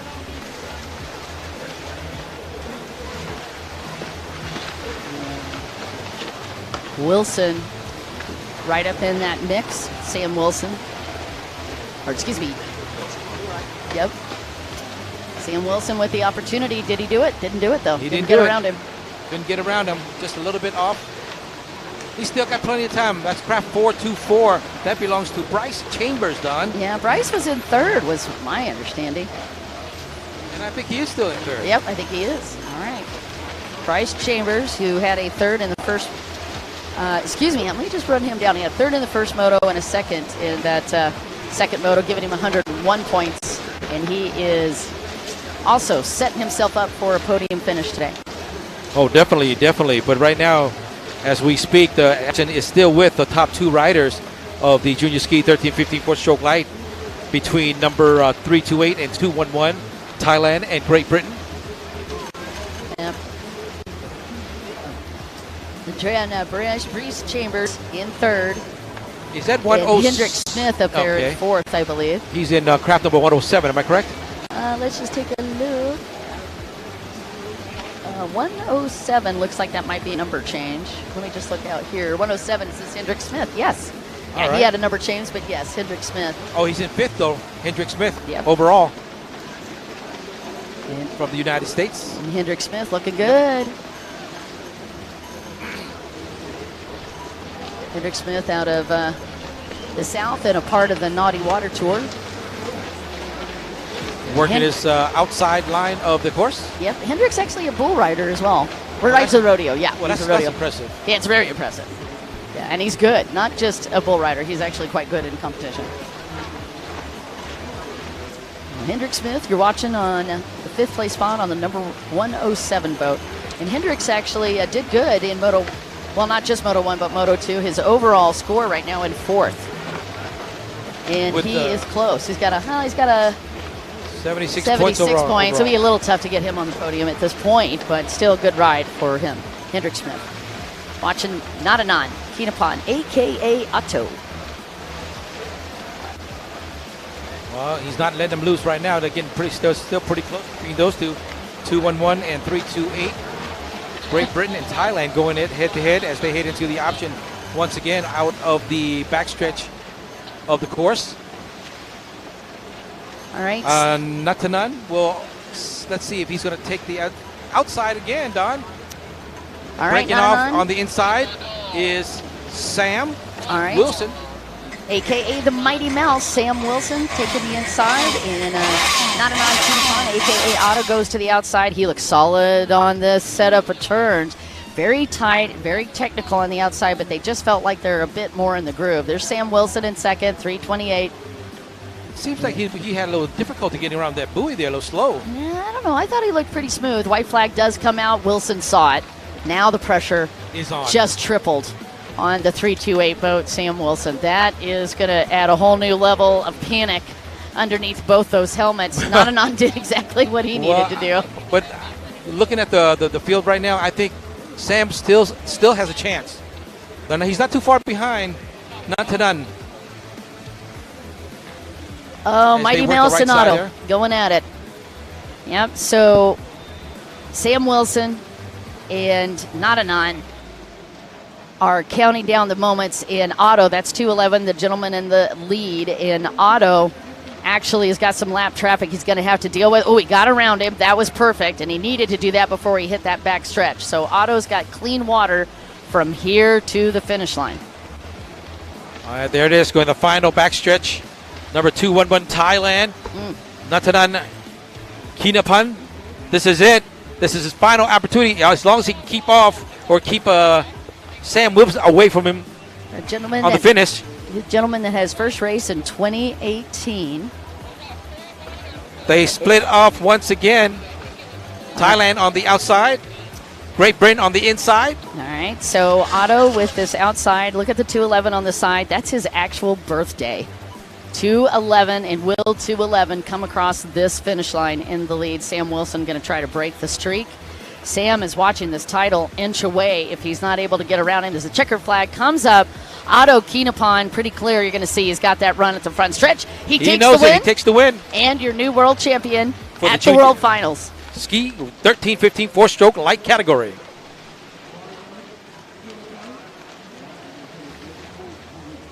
Congratulations again to Sam Wilson, a.k.a. Mighty Mouse. Got to be second. And the way the points look right now, I do believe that is going to put, just taking a look here, on your top three, it's going to be Bryce. Bryce Chambers will take the final position.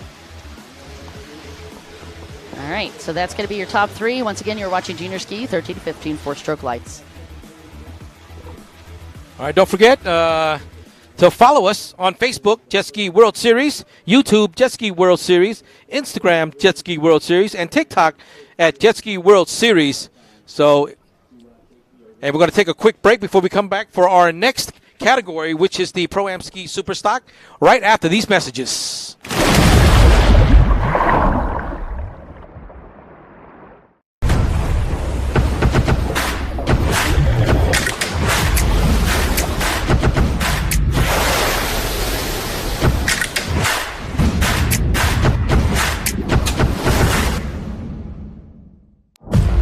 WGP1 Waterjet World Series Season 2023 is coming. Round 1, May at Mekalinki, Poland. Round 2, July at Vichy, France. Round 3, October at Lake Havasu City, USA. And final round, December at Pattaya City, Thailand. Supported by Sports Authority of Thailand, National Sports Development Fund. Amazing Thailand.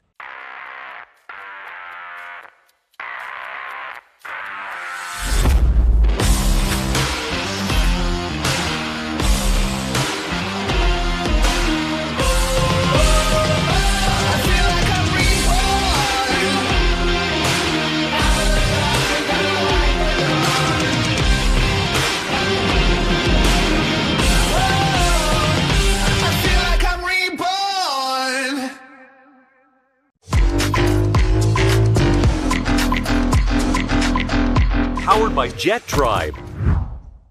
SBT is really your one-stop shop for all things personal watercraft. As someone with a small fleet of stand-up jet skis, I love that SBT has all the parts that I could possibly need to keep them running so that I can keep doing what I love.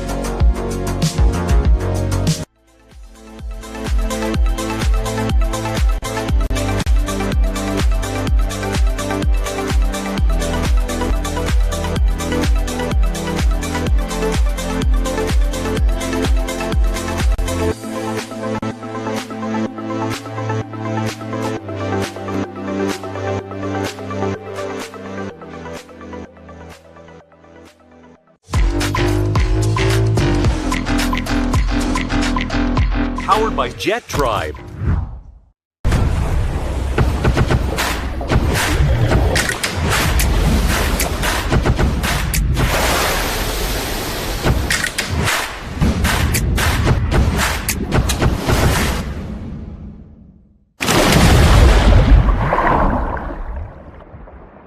welcome back. You're watching the WGP 1 World Series, and we've got a rider down in Proam Ski Superstock, and that's a tough break for boat number T4.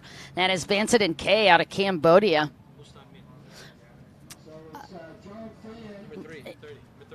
Oh, I'm so sorry. That was boat number 30, Mustin Men, that went down. Vincent and Kay was on boat number 4. Again, as we take a look out over this, it looked like 110 with the whole shot. And that was Jonathan Fan, but coming into this, as far as points, Mateo Reynes actually had the points lead. This is going to be your third moto for Proam Ski Superstock. Well, Don, if you take a look at Kuwait's Salim Al Mutawa, if he can come in first, he can really take the podium. Yeah. Yeah, he could very easily. He's had two great finishes, a second in the first moto and the first in the second moto, and right now he's got 113 points coming into this. Well, but right now Jonathan Fan is in first position from the U.S., followed by 328. That is, so does Matthias Reynes. Yeah, so Matthias Reynes, 328 boat. That's a very signature number for him. He always loves to ride that because his dad's number was 328.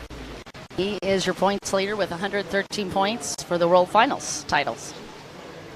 If you're just joining us, you are watching the WGP number 1 Waterjet World Series round number 3 right here in Lake Havasu, USA.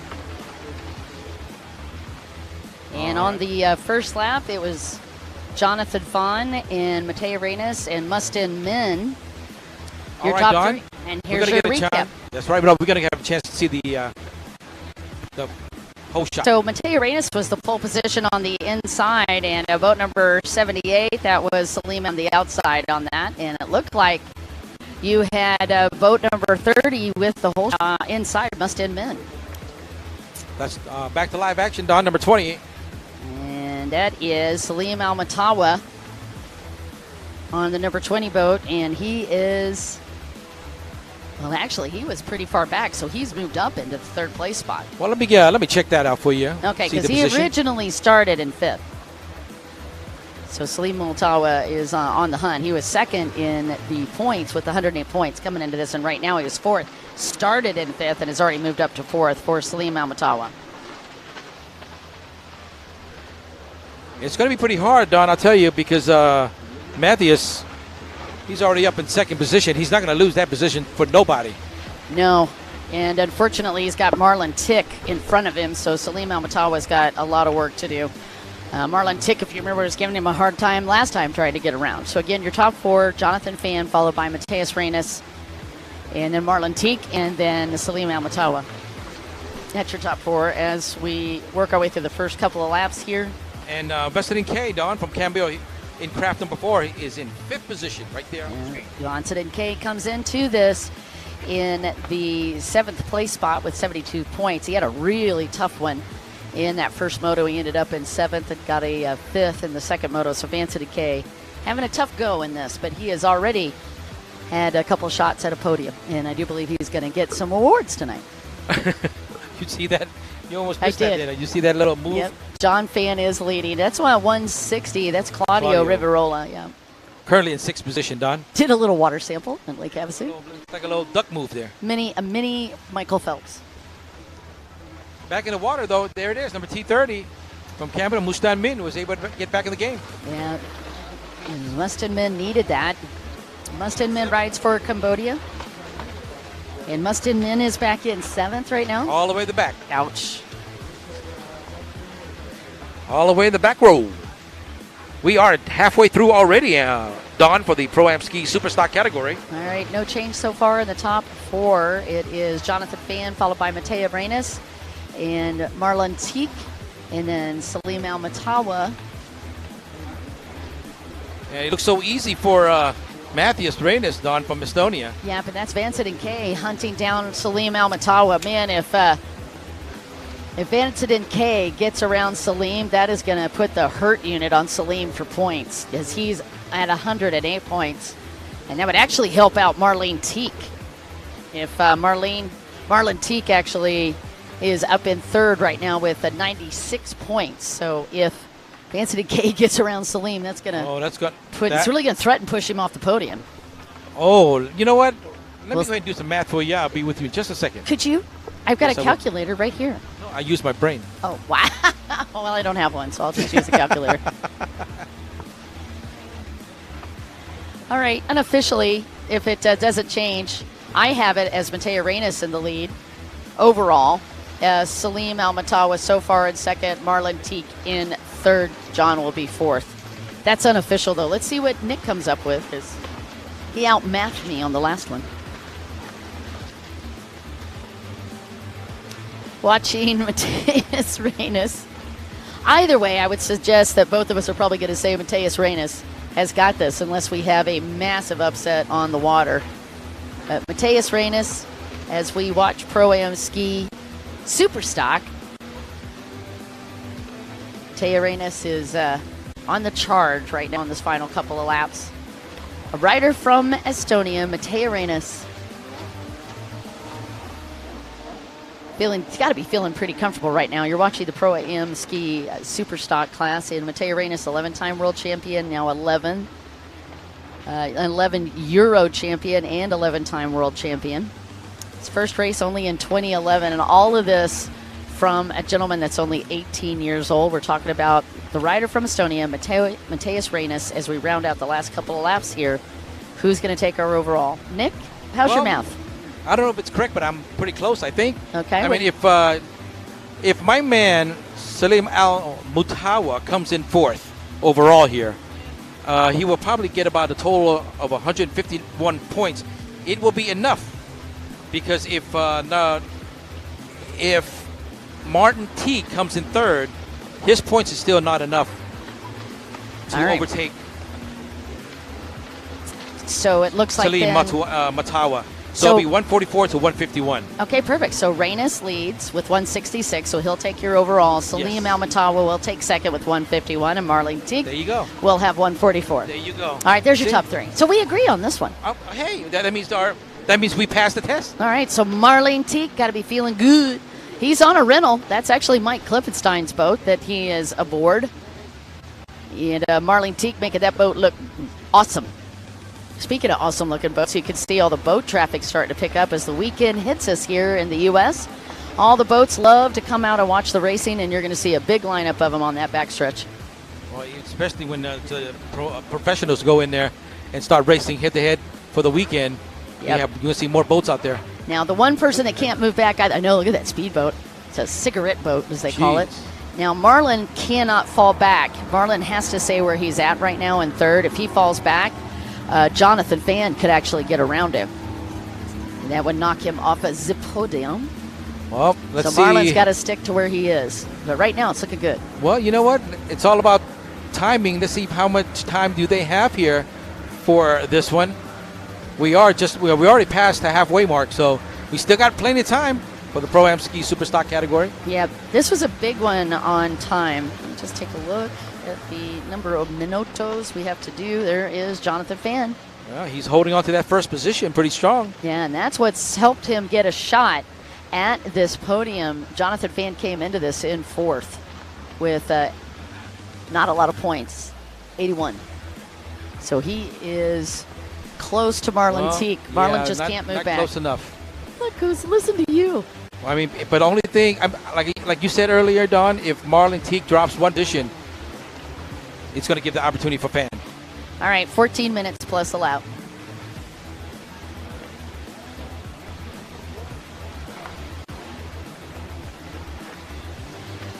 You're watching the Pro-Am Ski Superstock right here at the WGP 1 Waterjet World Series 2023. Round number 3 right here in Lake Havasu, Arizona in the United States. And don't forget, we will be finishing off the World Series in Thailand at Pattaya City for the championship round. As your leading pack heading into the option on the far left of the course. Again, you're watching the final couple of laps. This was a big race for these guys, the Pro-Am Ski Superstock class. As the white flag comes out, there was a big moto, 14 minutes plus a lap. And they are running some long motos for these guys. So Jonathan Fan continues to lead on that, but it is all for naught because he did what he needed to do, but he really had to rely on destiny behind him, and one of those destiny breakers was Marlene Teague. Marlene's not going to let go of that podium position. That's just going to knock Jonathan Fan out by a couple of points, but still an amazing race. Well, looking at the final lap, as you can see there, for some apparent reason, I think he's trying to go for the win. Well, of course. I mean, well, Mattia Reyes has got it. Yeah, I think he's going to try. No, he's going to try to get to the first place in the final moto. Oh, you think he's trying to pass Jonathan Fan? Look, if he gets a chance, you know they're gonna, right? I mean, why would you not? Me personally, I'd be like, I'm good. According to Nick and Dawn, I got this. I'm all right. I don't need to force myself anymore. But it seems like I don't think he can hear the live stream. That's a tough break. Coming into the final option right here. I promise you, these guys know exactly where they are in the points. They do not need our feedback. This is mostly for you guys. We want to make sure that you're up to speed on what's happening. Thanks for listening to us on the live stream. And we still got another big race, and we don't want you to miss it. The 14th through the 18th of December. Please mark your calendars. And that is going to be the culmination of a massive year for the WGP1 World Series. And we want you to join everybody in Thailand. Congratulations to Jonathan Fan for taking the win in that Moto3 and doing a little boat cuddle. And that, gentlemen, is going to be your new world champion in Proam Ski Superstock, just adding to the dozens he's already got, Matthias Reyes. Right. He is a trophy collector. He's going to need a bigger bookcase, Nick. Gentlemen, that's going to be second on the podium, just coming through, and third here, that is Salim Al-Matawa. And third on the podium is going to be Marlene Teague, and that is going to get you up to date for the rundown for Proam Ski Superstock.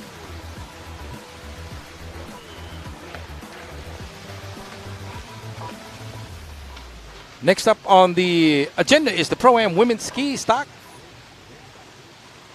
on the final moto, championship moto. All right, as we wait for the rest of the crowd to come in, let's take a quick break, and we'll be right back after these messages here.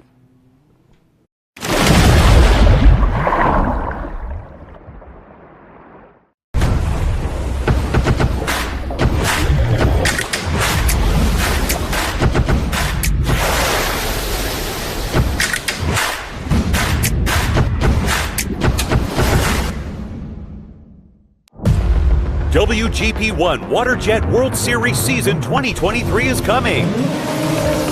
Round 1, May at Mekalinki, Poland. Round 2, July at Vichy, France. Round 3, October at Lake Havasu City, USA. And final round, December at Pattaya City, Thailand.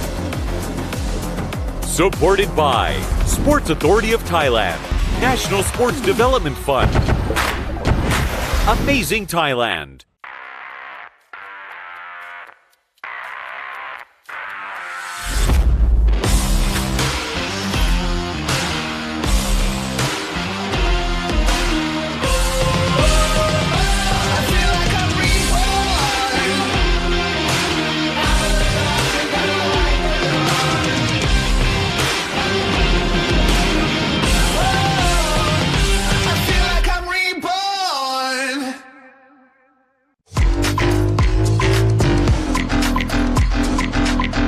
Powered by Jet Tribe.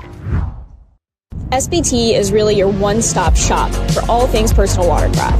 As someone with a small fleet of stand-up jet skis, I love that SBT has all the parts that I could possibly need to keep them running so that I can keep doing what I love.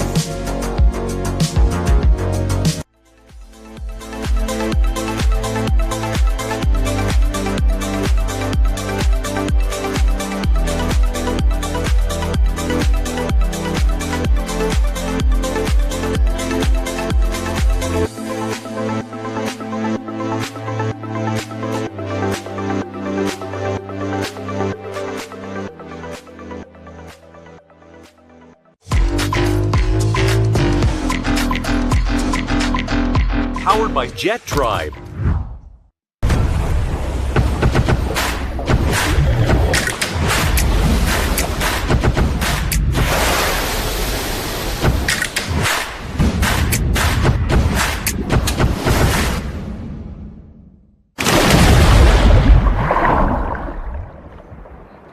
All right, we are back for more action. Next up will be the Pro-Am Women's Ski Stock category, Don. Well, we got to talk about this young lady, Reese Geis, boat number 141. She's had back-to-back wins in Pro-Am ski stock, and nobody is going to be surprised at that. This young lady out of Scottsdale, Arizona, is bar none one of the fastest riders in the U.S., and she is poised for a world title in this division. The young lady that could still spoil it would be the young lady out of Monaco on boat number 66, and you can see that ski. It's a pink ski, the 6'6" boat. Bright pink. Yeah. Can't miss it. You can't miss it. That's her boyfriend holding it for her. Lisa Kassan Battaglia is the young lady that is in second right now in points. And then in third place would be Anna Glennon, actually on the 777s. Hey guys, by the way, don't forget to follow us on Facebook, YouTube, TikTok, LinkedIn. Send us your emails, your phone numbers. I'm totally kidding. Just follow us on social media, Jet Ski World Series. For Facebook, Jet Ski World Series for YouTube, Jet Ski World Series for Instagram. But we're going to get tricky for TikTok. Go ahead, Nick. Follow us at Jet Ski World Series. See how tricky we are? See, it's hard to remember that. Eh? Tricky Nicky. That's right. That's what they call me. Is it really what they call you? No. Okay, just me, apparently. I'm just here to give you a hard time. All right, folks. Once again, if you're just joining us, welcome. If you're just joining us live on Facebook or YouTube, don't forget to give us a like and comment. If you have any questions, go ahead and let us know. And I'm sure Don will let you give you the answers to any questions you might have. And actually, I've got the points even for us. Reese is going to come into this one with 120 points. Lisa Kassan Battaglia has got 106 points. Anna Glennon in third with 96 points. Sabrina Cook's going to have 82 points. Yukiko Kume's got 79 points. Shani Seidenberg with 75 points. And Maddie Elders comes into this one with 66 points. That's how it looks right now. 66 for Elders.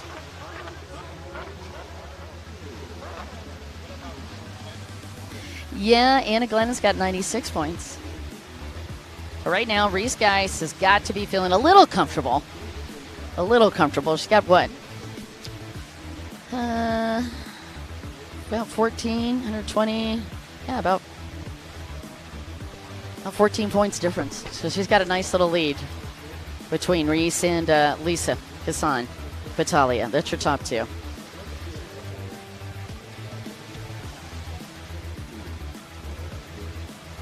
Now 12 points actually is all that. All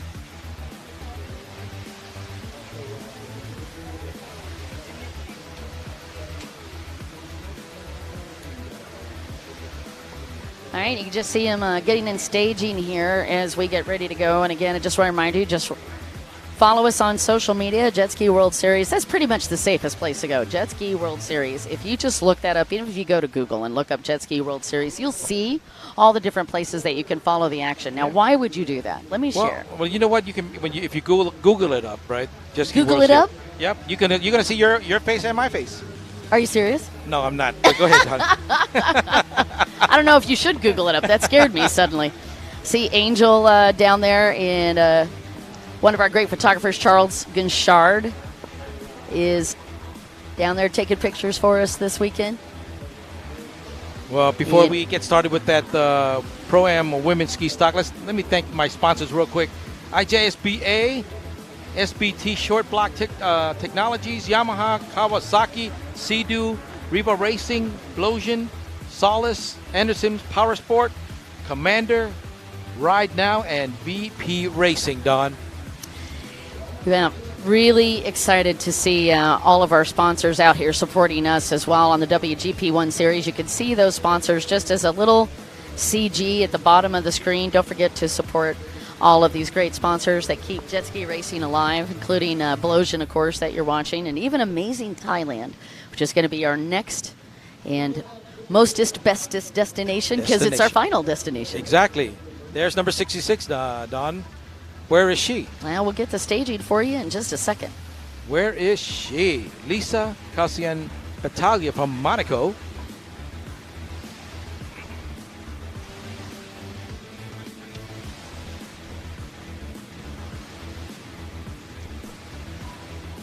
This is another category going for the championship. Final moto, championship moto. Oh, we can hear the motors.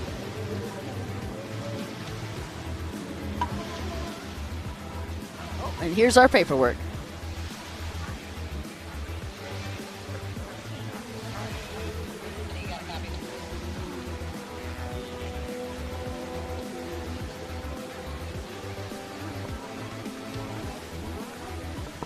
All right, let's get the overview here. Reese Geis from the United States coming in first for the first two motos. Accumulated a full 120 points.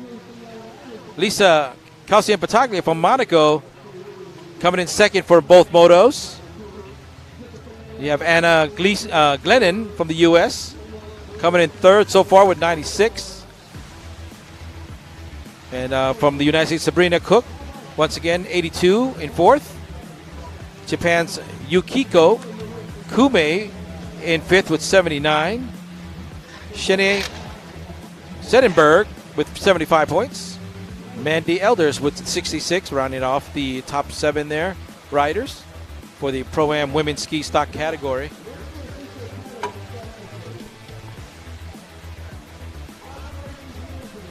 All right, it looks like Lisa Cassan-Battaglia is going to line up once they get into the staging. She'll be lining up on the inside pole position.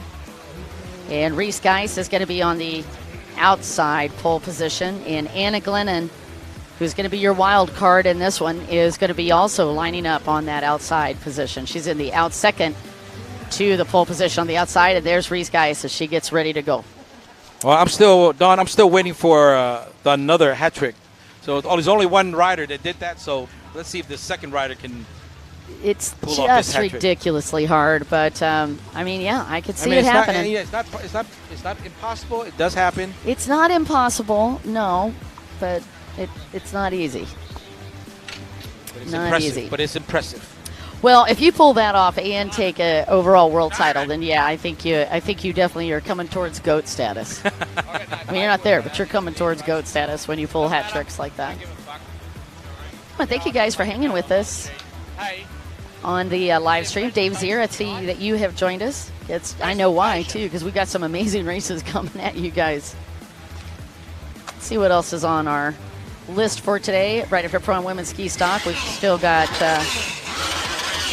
Oh my gosh, Pro-Am Ski Stock and Pro-Am Ski Lights today, which is going to be amazing, and Pro-Am Runabout Superstock. All of that on deck, so live stream's definitely starting to heat up.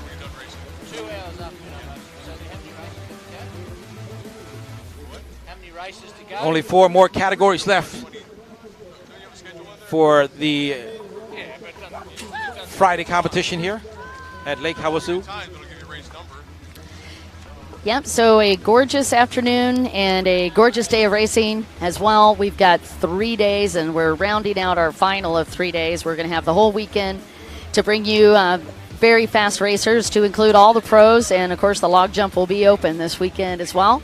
Plus, you've still got on your schedule Pro Freestyle coming at you this weekend. It's going to be a big 2 days, but so far on Friday, wowza. That's my best feedback.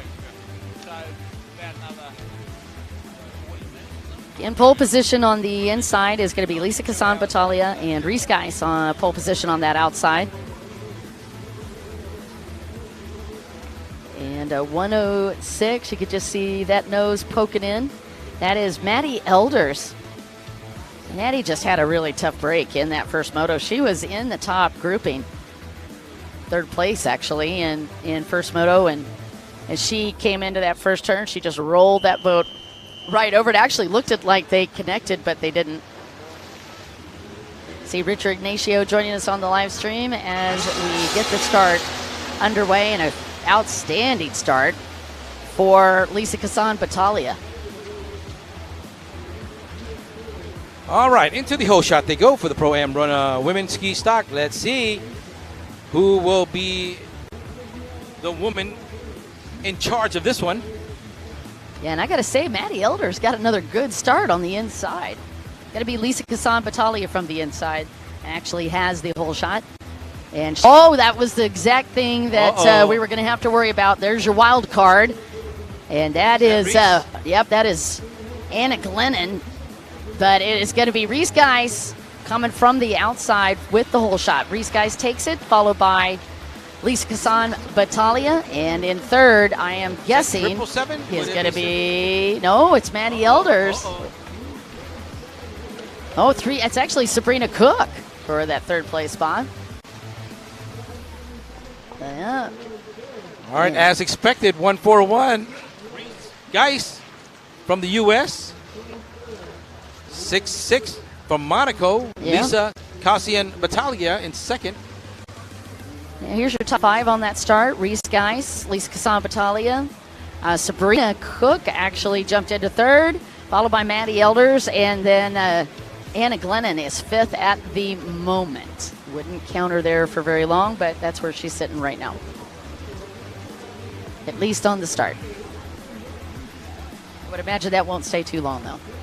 Well, right now the action, as you can see there, I want to see like I told you earlier, I want to see a hat trick, and seems like Reese might pull it off, right? Even though she's starting the race, but looking real good. I love how you add pressure to our points leader before we even get underway here.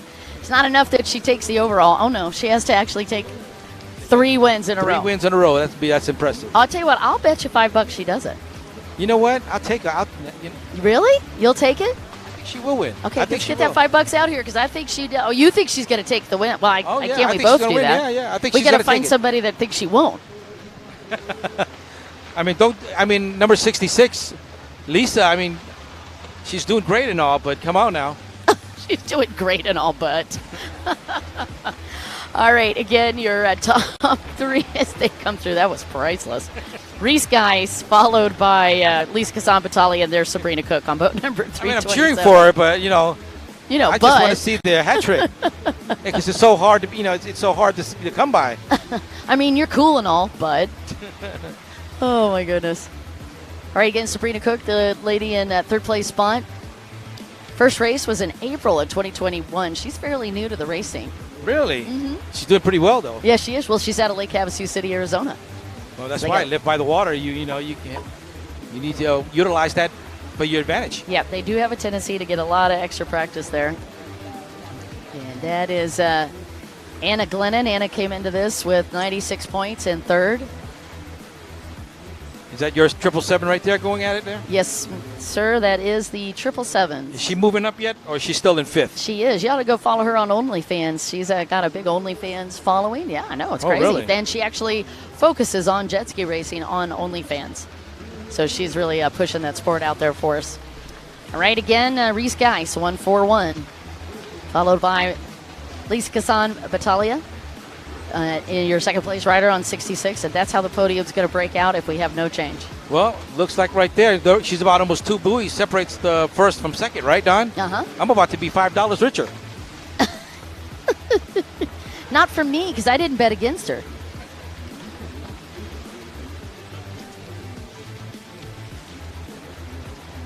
Oh, my goodness. Thank you so much, Rick Ignacio, for listening in on the live stream. We appreciate you.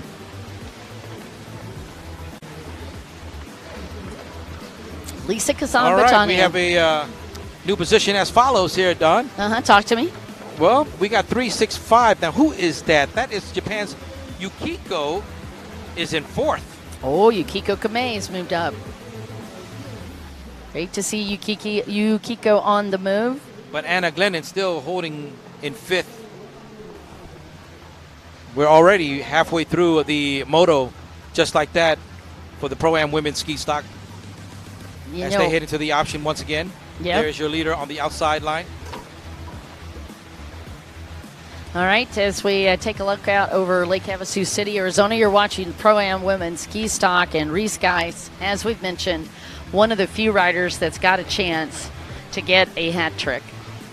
3 wins in a row, and that would lock her status in, but either way, she's got the points lead, and the young lady sponsored by the country of Monaco and also riding for Monaco. She's got 2 gold medals from the mayor of Monaco as an athlete, and they do a lot of very cool things in that country for their athletes, and one of them is to help them travel around the world, and this young lady representing quite well for that country.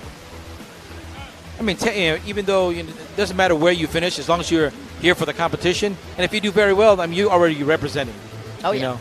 Well, Sabrina Cook still holding that third place spot. That's her on the black 327 boat. She got fourth in the first moto. She's got 82 points. So I guess the big points that we need to cook up here is who will get third. Will Sabrina Cook be able to hold on to that with Anna Glennon back in fifth? Hey, math man. Yes, Don. Either you or I could do a little math for you too if you'd like. Well, in third, are you talking about in third position? I can look right now, right? Just by looking at it right now, in third position with 96 points. That is Anna.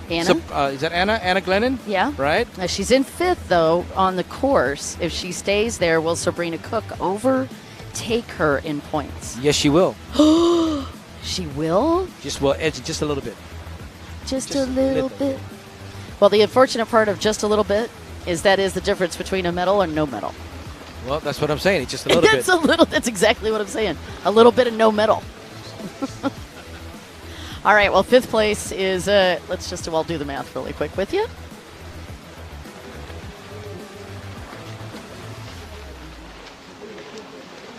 That All is right.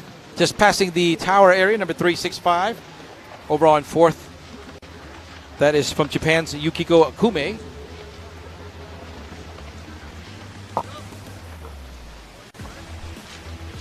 Okay, and again, we'll just do a quick math for you, and we'll get right back. Find out where Sabrina Cook is going to end up if they stay where they are right now. Well, overall, she's in third right now with a total of 82. If she comes in third. All right, if she stays right where she is right now, then Anna Glennon will be able to hold on to that third place spot, even if she doesn't move anywhere. Unless she goes all the way back to seventh, Anna Glennon will be your third place on the podium. Oh, Matt, Nick doesn't believe me, and I don't blame him. He's going to double check for us. Smart man. Pro-Am ski stock. This thing I do know. Pro-Am women's ski stock. It's going to be Reese, guys. She'll have 5 points ahead. Okay. Anna Glennon will take third then. All right, there we go. You heard it from the two math geniuses. Here's your podium if nothing changes. That's right. Reese, guys, Lisa Kazan-Battaglia, and Anna Glennon will be your top Well, three. you know what? I'm telling you, it's almost just a little bit of time left here for the Pro-Am women's ski stock category. And I tell you, Reese from the U.S., she's going to finish first. She's going to do the hat trick. She's going to do the impossible. And there's Reese, guys, out of Scottsdale, Arizona. Reese, guys, 17 years old. I mean, this is your home turf. It really is. This is your home turf. You have to perform at the top of your game. Yep. Well, and she's going to be pretty fast because she loves to listen to country music. I have no idea what that means. I just threw that out there to see if you react. Right. But she does like country music. First win in 2020. She got the whole shot and won, and that is where the addiction started. She's a 5-time national champion, and in 2021 she took the women's light championship as well. Reese, guys, dominating Pro-Am women's ski stock, Moto 1, 2, and now Moto 3. That's right, and she's on the outside line of the option. Coming in towards the beach area. Towards the tower. Here she comes. Taking the checkered flag, Dawn, as I expected. Yep, there you go. 1-4-1, and there's your new world champion for Pro-Am women's ski stock, Reese, guys. Very impressive. Hat trick. The little impressive hat trick. Woo-hoo. Yep. Vote number 66, going to be second. That's Lisa Kazan-Battaglia, and those are your top two riders for the podium. Dawn, I only take cash. Well, that's unfortunate. All I got's Venmo. All right, coming across in second and third, Yukiko Komei. I think got third in the course that she's still not going to make the podium. It's going to be Anna Glennon on the 777s. That'll be your podium. And there you go for Pro-Am ski, Pro-Am women's ski stock.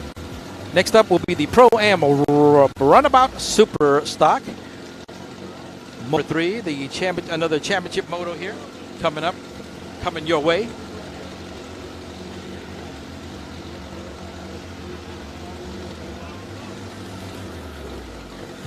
And they're just about ready at the gates already, Don. Yep, that lineup looking good for Proam Runabout Superstock. And let's just take a look down on that line. It looks like boat number 96 is going to have the pole position on the inside. Khalid, right? Yeah, From Khalid Qatar. Al-Mohanadi. Perfect. And right next to him on the inside is 33, who's currently in third. So Khalid's in second overall. And the third place rider overall, Alamar Abdul Rahman from Kuwait, is lined up right next to him on the inside. Linus Lindberg is also lined up on the inside. Linus Lindberg, your points leader. He's fourth overall right now for the World Finals. And then Rick Cantola is on the pole position on the outside, and Aero Aswar is going to join Rick Cantola on the outside. That's how it looks in the lineup. And that second place rider was 33 with a great start, Alamar Abdul Rahman. Into the whole shot they go for this one. Pro-Am Runabout Super Stock. And Rick Cantola. We're gonna keep an eye on that. That's right, Rick Cantola from the United States, number 67. Yeah, but that is boat number 33, as we talked about. Alamar Abdul Rahman with a great start. And he's got the whole shot on the inside. And Rick Cantola has the whole shot on the outside. They're going to meet up on the front stretch. Ooh. Yeah, Rick Cantola looked amazing hopping into that front stretch. He was fast out of that outside split, and he's going to nail the whole shot. Rick Cantola out of Denver, Colorado, a.k.a. the Caribou. Followed by boat number 33, that is Alamar Abdul Rahman, your second place rider, as we get ready in moto number 3 and get that start going. Again, 67, Rick Cantola. And that actually put Cantola in the lead on points. Interesting. So he's coming into this in under 8 points. He's got a chance at the world title. Oh, of course, if he comes in first, he's definitely going to take the title. But don't count out number 33, Don, from Kuwait, Abdul Rahman. Moving pretty strong here for this one. He's not that far behind. Well, he's not, but he came into this in third place in points. So the gentleman 99 that's points. second, It's not that much difference. Yeah, well, okay. There's a 7 point. So the person that wins gets 60 points, and then second gets 53. So Rick has got that cushion of another 7 points. Even with Alamar coming in second, he's going to lose 7. So the only way that Abdul Rahman can get anything done here, he needs to win. Exactly, he'll need to come first. He'd need to win, and Rick Cantola would need to drop back to third or fourth. Yeah, that's gonna be very hard. Yeah, it's a lot to ask. It's a lot. Yeah, it's a lot to ask of him. It's a lot of things that need to happen. Yeah, and it's gonna be pretty hard to do so. I mean, he's been doing such a good job so far, especially a great showing in motor number 2 coming in first for Rick Cantola from the U.S. All right, so again, Rick Cantola, your leader in the Proam Runabout Superstock, a gentleman that him and his wife both raced, Kelly Cantola, for years and years. And Rick actually raced stand-ups and sit-downs, but for whatever reason, has just always seemed to prefer racing sit-downs. Well, I think as you age, maybe you want to. He's not really that old. I mean, yes, of course, I would think. But if you're saying that as you age, runabout racing is actually harder than stand-up racing. Well, that's what I'm saying. But it sounded good. Well, I would rather sit and drive, right? I don't know, man. It's just as hard, Nick. You're not going to get any breaks, my friend. I know you're thinking that, and it's good reasoning, but no. Any runabout racer would tell you that they're running just as hard. All right, Alamar Abdul Rahman, the gentleman that is in the 33 boat, is in second. He rides for Kuwait. Oh, it's too funny. I love the reasoning, though. That's 3-3 from Kuwait, yeah. Abdul Rahman. He's currently in third in points. And I'm not sure where. Let's take a look real quick and see where. Yeah, I'm looking for where that's 96. Lindberg is in third right now, number 63 from Sweden. Yeah, let's see. Amo Hanadi is actually all the way back in fifth right now. Bummer. Tough break. So Linus Lindberg up in third. The only person that can give Rick a run for his money, and he's in fourth and fifth position, right? Mm-hmm. All right, so running it down again. Rick Cantola leading. Boat 33, that is Alamar Abdul Rahman in second. And Linus Lindberg from Sweden is in third. And it is Aero Aswar in fourth, and boat number, well, actually, the final one, that is Khalid Al Mohanadi, 96, is in fifth. And that is an opportunity then for Linus Lindberg. In fact, well, I mean, with 96 dropping back like that, that might jump Lindberg up onto the podium. We'll check. well, there's 5 riders here for the category, and there's 5 positions. Am I correct? Yes, sir. Right now, the way it looks, if there's no change, it'll be Rick Cantola with the overall. Alamar Abdul Rahman, it will be in second, and Linus Lindberg will take over by 4 points. He'll take over that third place spot. Well, let's hopefully he can make a little move here, just coming up one position. Might be able to help him a little bit, number 96. Yep, the toughest spot right Khalid. now is for Khalid Al Mohanadi. Well, let's see how far he is from Aero Aswar, though. I mean, if he's not that far back, he's still got a chance to catch up. If he moves out, that will Yeah. definitely change his fate because he's only 4 points away from it right now. With Linus Lindberg having third, goat number 96 has to get around him. That's Khalid Al Mohanadi. Now, he came into this in second with 101 points, but being pushed back like that, both from Linus Lindberg and from Aero Aswar. So he's definitely got to get around Aero, and it'd be even better if he could get around Linus. All right, let's check the official standings. So those two, exactly where they are. All right, well, that sounds like Mission Impossible on paper. Let's see if he's able to translate it and get his way back to the podium. We're talking about the Qatar rider, Khalid Al Mohanadi.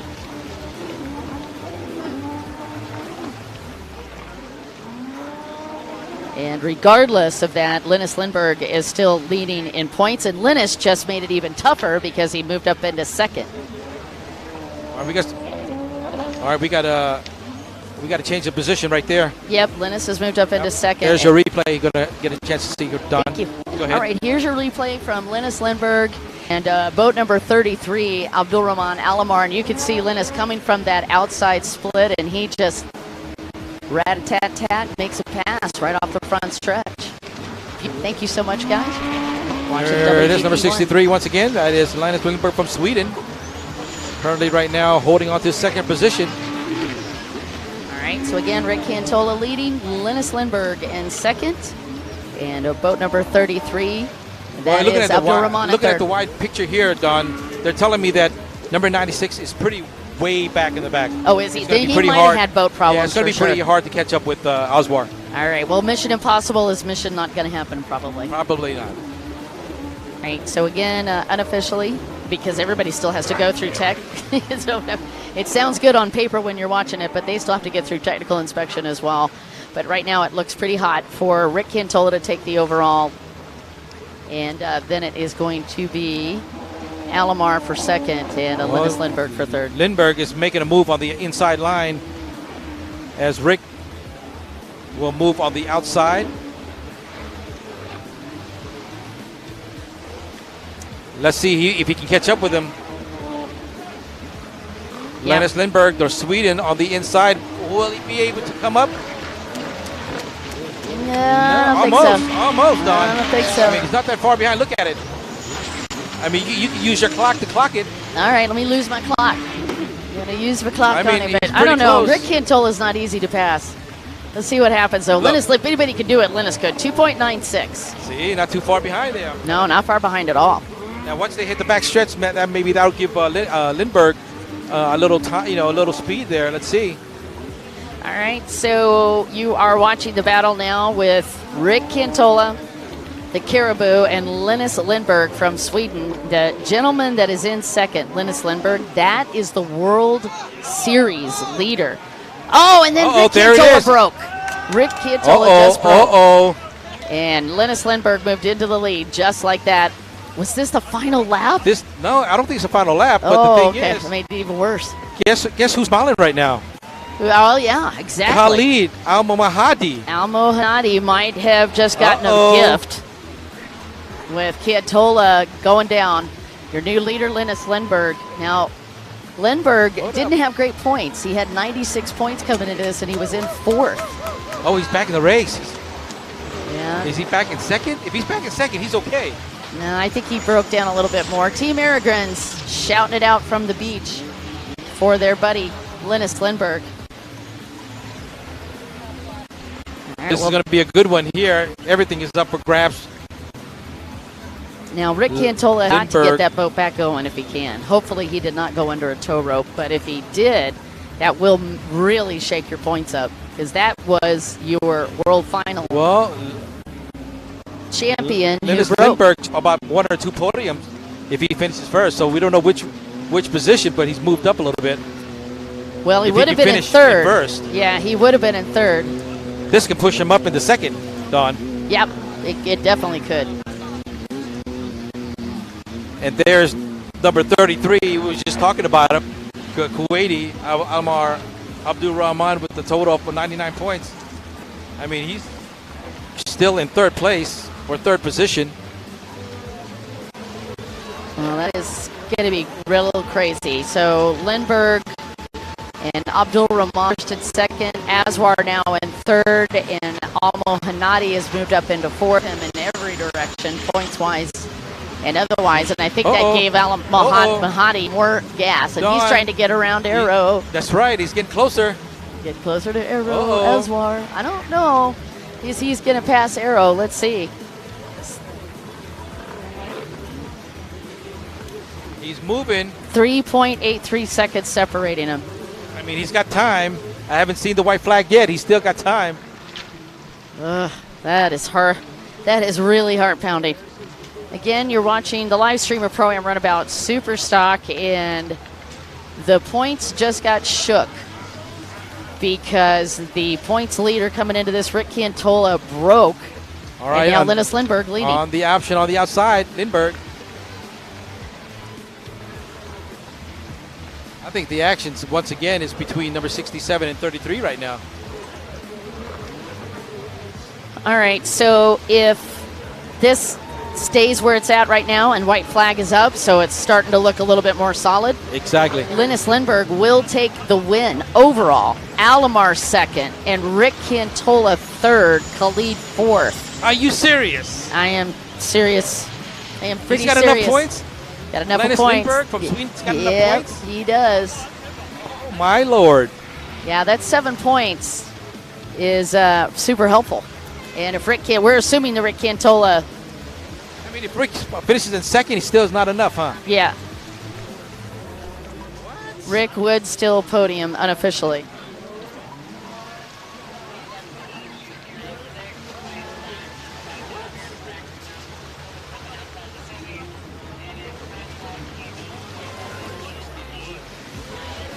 All right, so they're over halfway on the race, so Rick Cantola would get points for it.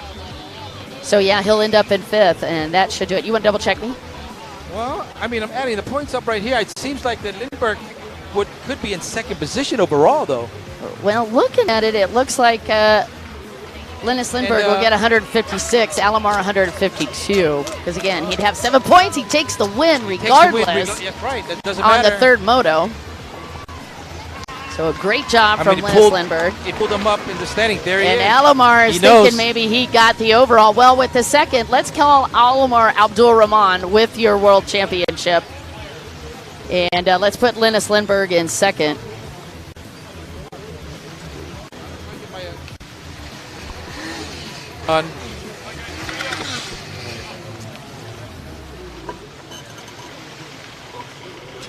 Abdul Rahman.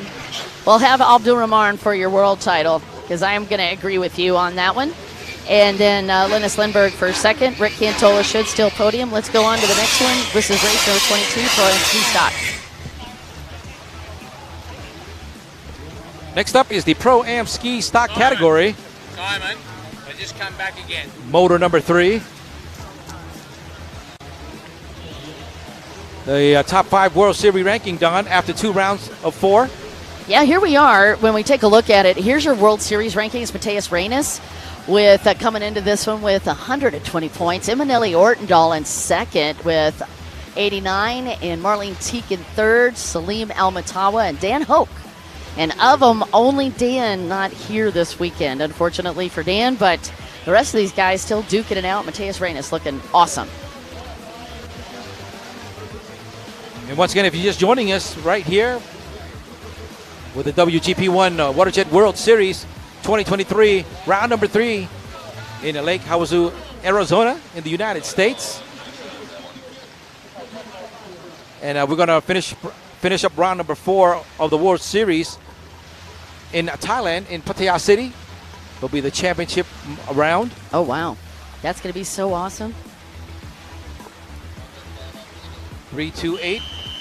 Yeah, Matthias Reynes in the water again from Estonia. He's lined up on the pole position on the inside. And Salim Almatawa is lined up on the pole position on the outside. Rick Shirker is going to be on the outside. With points, Matthias Reynes, Almatawa, and Shirker. That's your top 3 as we get ready to go. All right, into the whole shot once again. These guys are going at it with 120 points. Estonia's Matthias Reynes so far with a perfect game. Moto number 1 coming in first, and moto number 2 also coming in first. So once again, Don, I'm looking at another rider is trying to go for the hat trick. Yep, and that is T4 that might just steal it all away. That is Tanawan Moli. Tanawan Moli on the inside, and he's going to meet up with Matthias Reynes on the outside. And here's Matthias as he drops to the front stretch. And will Tanawan be able to steal that whole shot? No, he does not. Matthias Reynes gets the whole shot for the 3rd time in Proam ski stock. Nice job for Matthias. Actually, 9:12. I fibbed. 9:12. Snuck it. It's going to be Rick Shirker got around him. Yeah, Rick Shirker in the lead. And then Matthias Reynes in second. Things that make you go, Rick coming into this with 96 points in third. All right, Rick Shirker out of Pennsylvania. Him and his wife and his little son Ricky here. And we have had Rick in retirement for the past 6 years and just showed up out of the blue to come race with us this weekend. Maybe he's got some free time. You want to show people what he's got? Free time. He's hitting into the option right here. Oh, that's too awesome. The outside line. Like Matthias Reynes is going to go to the inside split. Oh, he wants it. No, he wants it. I think Matthias wants to go. He wants to go for the gold. He wants to go for the triple. He's got a little bit of cushion here with 120 points. Like I said, Rick Shirker has 96 coming into this. Look how smooth Matthias Reynes takes these turns. He is very hard to rattle as a racer. He's got an amazing amount of focus out on the water for as young as he is. He's only 18. And look at that. He's come pretty close. Yeah, he was super close to Rick Shirker, and you could tell that Rick Shirker took a look. You know what I think? I think it's just a matter of time for Matthias to take it. I'm telling you right now. I'm agreeing with you on that one. I think that Matthias Reynes has been on the circuit the past couple of years, and Rick Shirker has been chilling like a villain. I mean, once you get that close, when you're coming out of the option, you've got confidence you can do it again the second time around. Oh, yeah, I know. I totally agree. But I think a lot of these riders, they're used to that kind of strategy. So what they're going to do as soon as they can get through that merge on that front stretch, they're just going to move over and shut the door on the rider, particularly if they've got any space whatsoever. Well, so we won't have to wait long, Don. They're approaching the option once again. That's number 4. That is Thailand's Thanawin Mori. Yeah, the Thunder Twins. And the reason they call them that is because every time they come to the line, thunder ensues. They are always in the hunt for top 5. For top 5, exactly. They're always getting there. Yeah, they are a lot of fun to watch. They've been working very intensely with Kevin Rederer for the last couple of years, and you can certainly see how that's been translating on the water and on the number of podiums. They did so well in Cambodia, taking gold in Cambodia for the SEA Games. Here we go again in the option split. Will he make it this time, Don? 3-2-8? It's going to be close. That is boat number 98, Emanelli right. Ortendahl. Emanelli also in the awards. Well, you can hear it from the announcers on the live. That is Rick Shirker and Matthias Reynes, and Emanelli Ortendahl comes through as well. Let's see what happens here. Seems like there might be some changes here. I've got to imagine Matthias Reynes took it. Yeah, Matthias Reynes in the lead. You can even hear the live announcers over there shouting them out, but Matthias Reynes, 9-12 in second, Thanawin Moli in third, and Emanelli Ortendahl in fourth.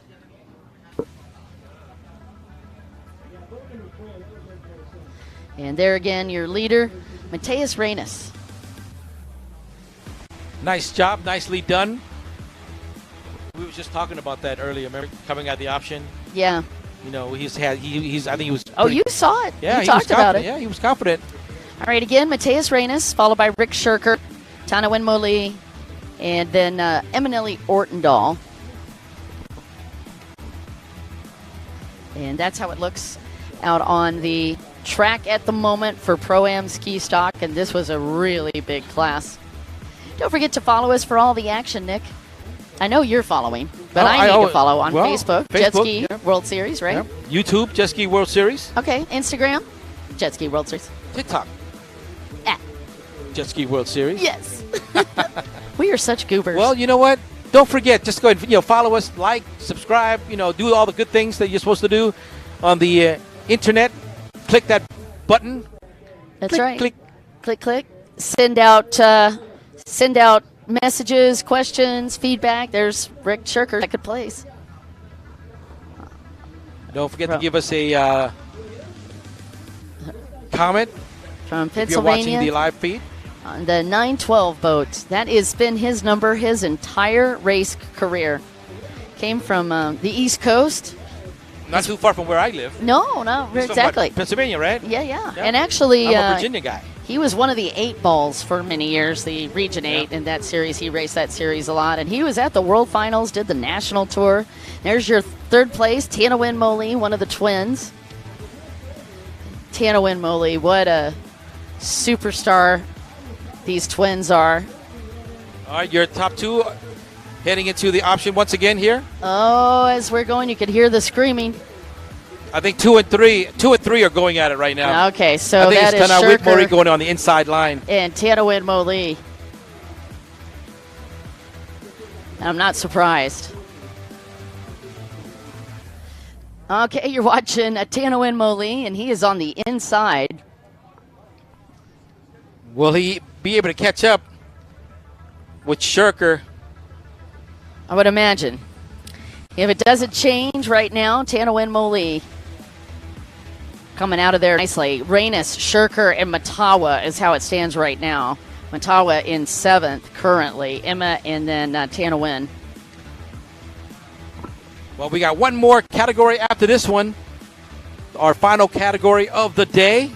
Pro-Am Ski Light category. Okay. Eminelli Ortendahl, she's fighting for World Series points for the Pro-Am ski stock, and she is in the hunt, as we showed you earlier. Up in 3rd, and a boat number 217. Belgium. Oh, that's Jordy. Marlon Teek again. That's Jordy. That's not. It's Jordy. Jordy Vanderput. Up in the top 5. Jordy having a good run today.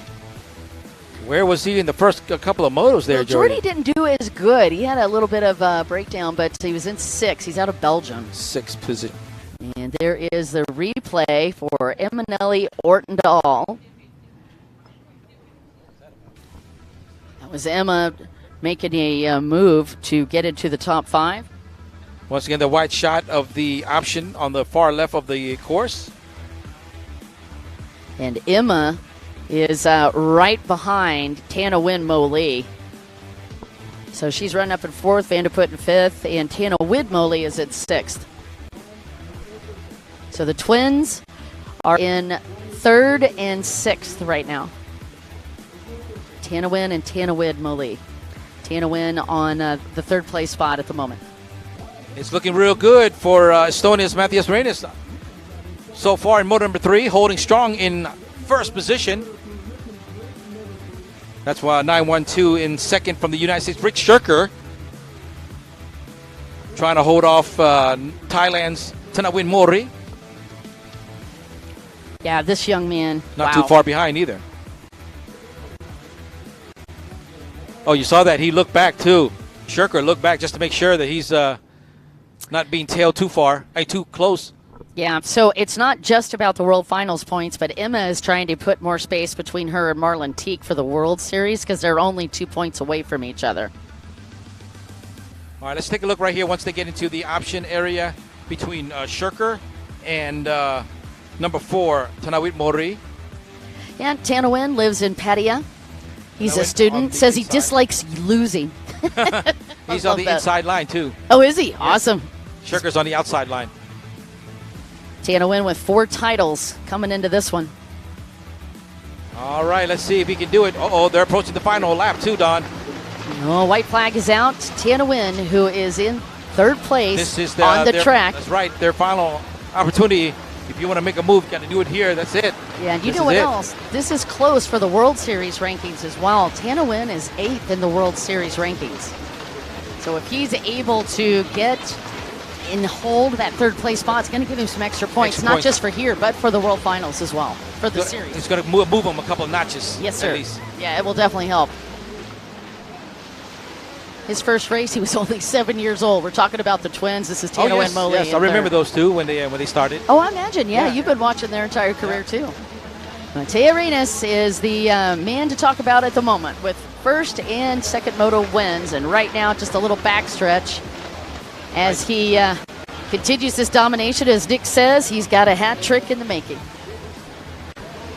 Well, a couple of riders this week, and so far, well, we haven't completed the weekend yet, but so far, I got about 3 riders that has done the hat trick, including that one. So it's 3. Yeah, I think we've not had very many. It'll typically be not much more than a handful. Exactly. It's a really rare item to do. It is rare. And Reynes, Emanelli Ortendahl, and Marlon Teek and Salim Al-Matawa have gone to every one of these stops. So it is going to be very tight in points for Proam Ski Stock. And here we are at the checkered flag. Nick, this is it for Mateus Reynes. Hat trick, World Finals winner and champion. For the Pro-Am Ski Stock category. Nicely done. And Rick Shirker. Oh, he was going to hold off my guy, Tana Nguyen Mori. So again, Rick Shirker taking 2nd in this one. And that is going to give him, I do believe, 2nd overall. And we'll let you know who's going to end up in 3rd, but my number is going to be Matawa holding on to that 3rd place. We'll see, though. Pretty tight on that one. Great job for the riders of the Pro-Am Ski Stock category. All right, we've got one last one today to call. That is the Pro-Am Ski Light. Before we do that, let's take a quick break. We'll be right back with more action right after this.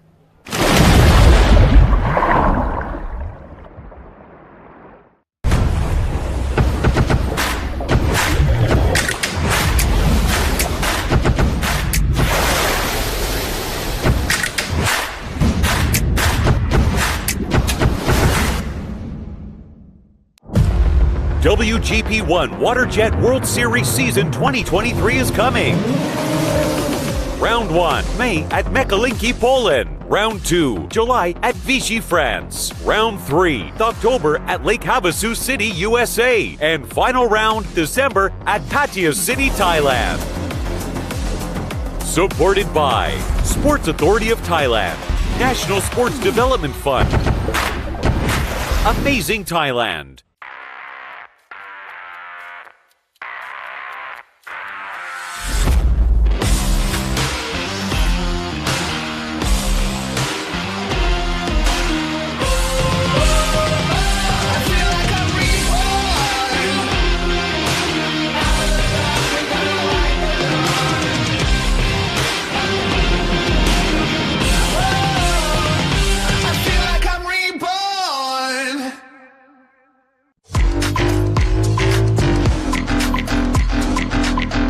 Powered by Jet Tribe. SBT is really your one-stop shop for all things personal watercraft. As someone with a small fleet of stand-up jet skis, I love that SBT has all the parts that I could possibly need to keep them running so that I can keep doing what I love.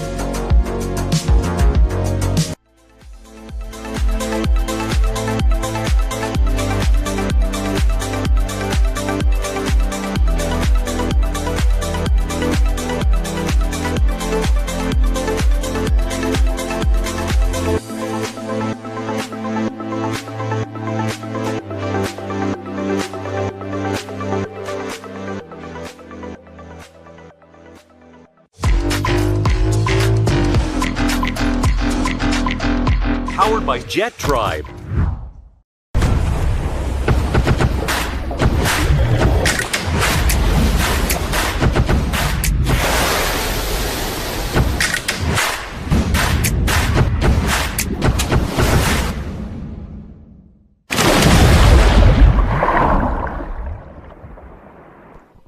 All right, we're back live right here at the Lake Havasu, Arizona in the United States, Don.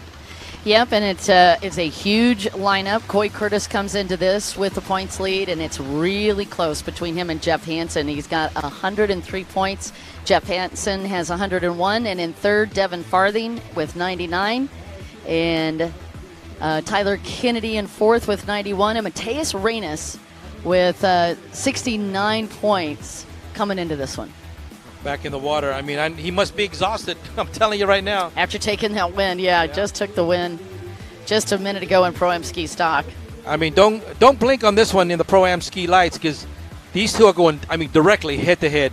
I mean, you can't even count the points right now. Yeah, it's so going to be close. so fast. We're not going to have time to talk too much on the lineup, but Devin Farthing is on the outside. He's not on the inside? He's on the outside. This sounds like the In-N-Out on the Burger outside, inside, or order. the outside? You know, there's a lot happening down on the line, but this is truly the outside. Yes, I know. Upside. Okay. You're just giving me a hard time. Are you any? Are you an innie or an outie on a belly button? Because I always like to stay on the inside. That's Do you? why, yeah. Nah, I like the Inside, outside. inside. You like the Outside's cool. outside. I do like the outside. I think it's a really good position, frankly, and particularly when you've got a massive lineup like this. You are definitely furthest geometry-wise from the first pole, but the option here is you have an opportunity to get out of all the people getting bunched up in the middle of this group or somebody taking each other out. So you've got an opportunity at really clean water. And I've seen hole shots from the outside quite often. Well, the reason why I like to be on the inside, because if it rains, I don't get wet. Totally different than where I thought you were going. I like to give you a hard time. From a common sense standpoint, that's perfect. That's not real good race math, because that means you're inside the tent and you never left. Well, you know what you're going to get when you're sitting here with me, Don. Yeah, but I love it. Quade Brown, we talked about in lap number 5. Unfortunately, in addition to going down and having to go get his boat, still recovered, but he also got docked for a lap. So a tough break for the gentleman out of New Zealand. With all of that drama, he still ended up in 15th overall. And there is your lineup as we get ready to go. All right, folks, here we go for the Pro-Am Ski Light category, our final category of the day.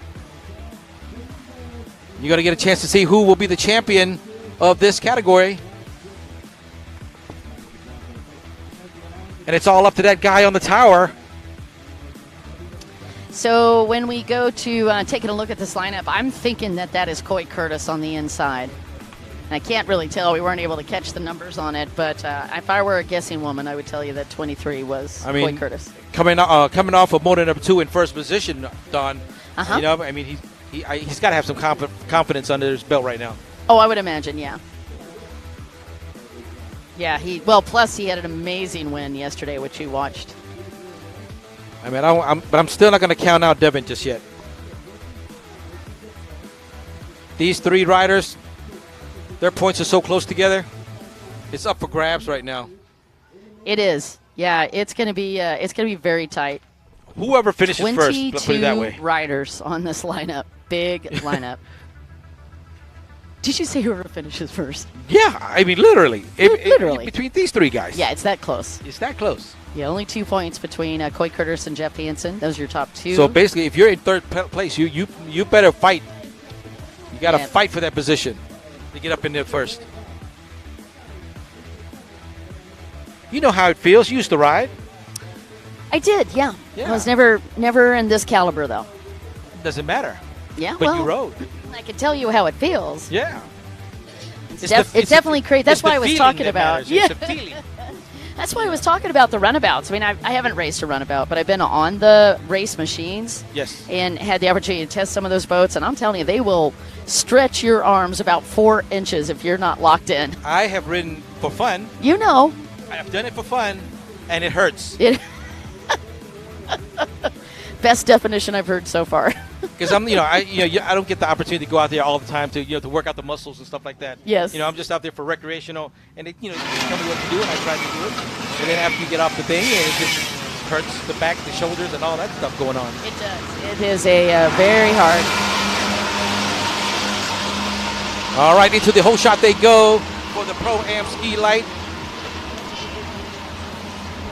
It was Coy Curtis on the inside, and it is Jeff Hansen on the pole on the outside.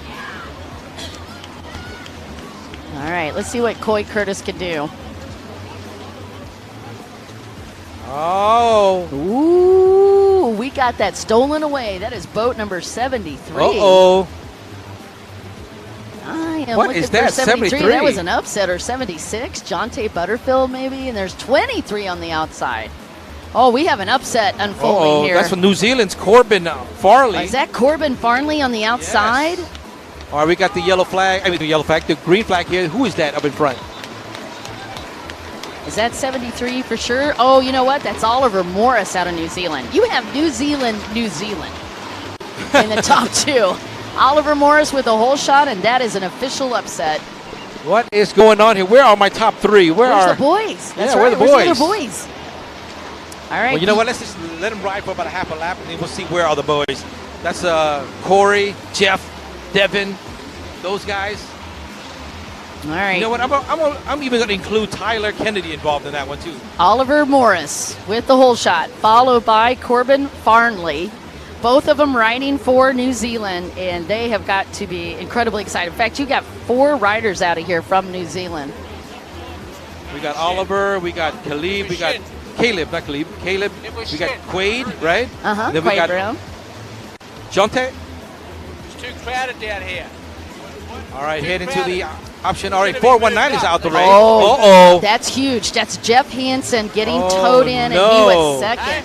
And that is not going to be recoverable as far as his overall on seconds, because he was in second coming into this. There's no way to recover that when you have 22 riders. That is not wow. only that, but he didn't even have a DNS. He has a DNS, no points. So once you got pulled out now, I You're mean, done. Is he able to come back if they can be able to Not fix if you're under a tow rope. They will not let you Wow. come back in. That's it. He's done. He is officially toasted. That is sad.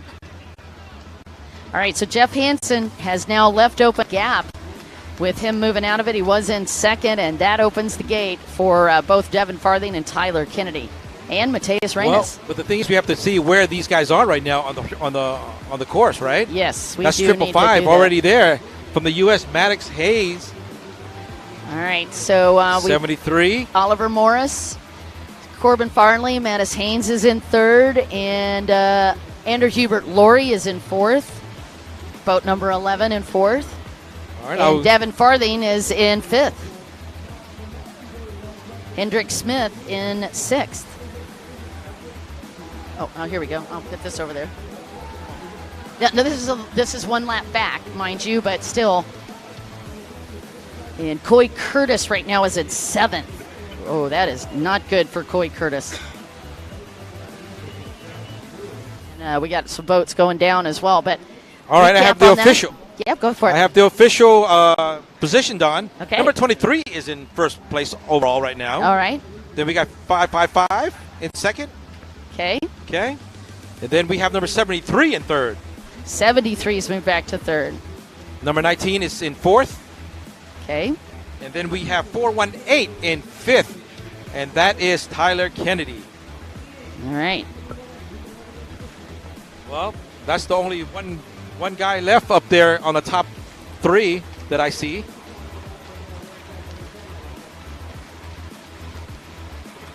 Well, so far of the top four, not one of them that were in the top four, with the exception of Tyler Kennedy. Well, who's in fourth. You know what? And Tyler Kennedy has an opportunity. If he He- finishes, if he can finish up in at least one or two more positions, this could be his. Yeah, because Maddox Haynes, who's in second, Maddox finished this in 13th. And 23, That's not going to be enough. no, 23's got a chance. That's Corbin Farnley. Now, he was back in sixth, so he's got a shot at the podium with this. Uh-oh, here we go. Could it be New Zealand or could it be the United States? And then 73, now 73's a bit back. 73 finished in first moto in 20th, so that's going to be a redemption ride. And the number 19, that is Andrew Hubert Laurie. Now that one is a hot rod. Andrew Hubert Laurie was in ninth in the first moto. I got a quick update. Talk to me more. Major one. 155. Just moved up in the fourth. Oh, well, there we go. That's going to shake us all up again. All right, so 155, Coy Curtis, back up in the hunt. You know, he here comes the boy. was At least 2 of them coming in. 8th on the start. Moved up just like that. Coy Out of Curtis nowhere. from 8th to 4th. Tell me that gentleman is not phenomenal.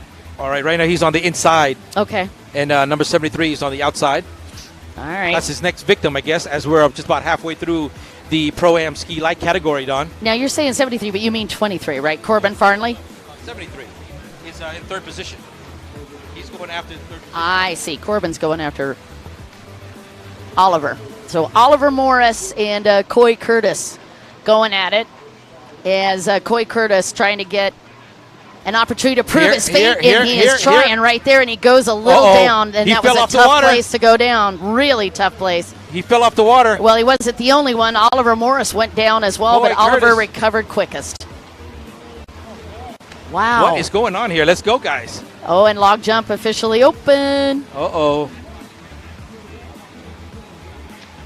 All right, he was able to get back on the craft, so let's see what's going to happen here. Yeah, Oliver Morris in a 3-way hunt. And that is Andrew Hubert Laurie that he is hunting at the moment. And Ander must be up in 3rd. Wow, the top 5 guys there, the boy band's up on top 5 is not working. All right, so... All right, let me get you a clean update in just a second, Don. Okay, well, right now I'm looking at boat. You can correct me, but it looks like boat number 23, Corbin Farnley, still leading the triple nickel. That is Maddox Haynes in 2nd, and 73 is Oliver Morris in 3rd, and then boat number 19, Andrew Hubert Laurie in 4th, and we're not sure where Coy Curtis is. Okay, where we got? All right. Oh, I was right, at least on the top 4. So no He's in change 5th. then. Is he still in 5th, even Yes. after going down? Came back up. He's still in What? 5th. Yes, indeed. Came Coy back out. Curtis, you are a machine. I mean, he wants it. He's got to work for it. We're going to have to get a nickname for him. He's got to work for it. Unstoppable. We're already halfway through. He needs to hurry up. All right. Coy Curtis gets There my he is award right there. for most amazing athlete this weekend. All of this, and this gentleman Oh, is he's 14 years old. Don, he's really close Yeah. to 73. Well, and Oliver just went down. Did you notice that? He dropped into his Oh, tray. there it is, just like that. That puts him up into 3rd. Well, well, well. From 5th to 3rd, and he actually started in 8th. Coy Curtis, unstoppable. Just unstoppable this weekend. Wow. Now, mind you, he Incredible. already has 2. He has 2 titles. What? Took a world title yesterday. Unbelievable. And the photo finish. He moved up in 1 position in 4th. Is Coy Curtis, Don. Man. He's in 4th. Well, if he got Moved around number 1. 73, I thought he was in 3rd. You have that officially, sir? Let me double check. Yeah, let's check him, because I let's think get he's that in double check 3rd with here 73. on the line.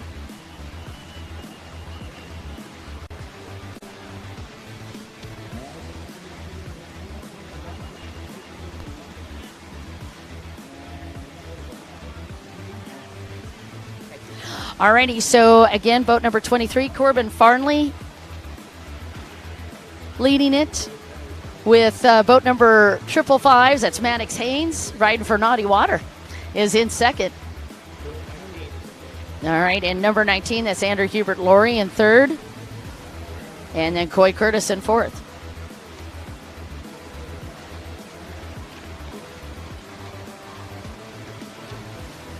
All right, so there it is as we go through these motos. Well, with the 4th place, Well, my money Don, is he's still going to make it overall. Oh, I think he's going to make it because the other guys that's on the top 5, they're not in the picture whatsoever. Yeah, where is Farthing? Let's see if I can figure out where Farthing is for you guys as well.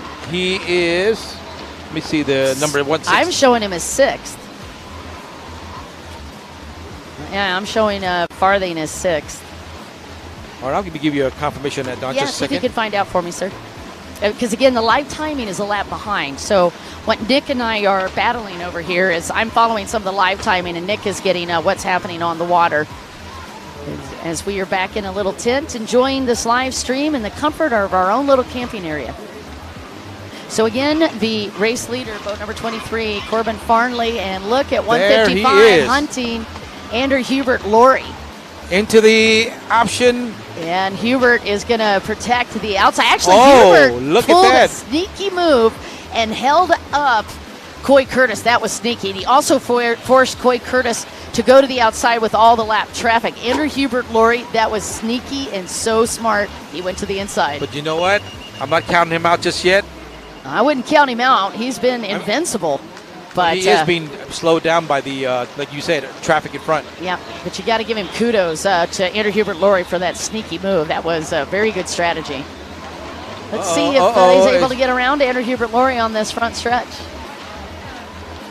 And Andrew Hubert, Lori coming through, and there is no change on the top four. But I got to say, that was one of the sneakiest moves I've seen all week. I thought he was going to take the outside line. Everybody did. Yeah, I'm guaranteeing you Coy Curtis was setting up for it because you see how he was steering for And it. you know what I thought? I thought it's a little bit just, I mean, if he would have caught that, a little slower, it could have been disastrous. I would say that except for this little moniker at the top of the sheets, Proam.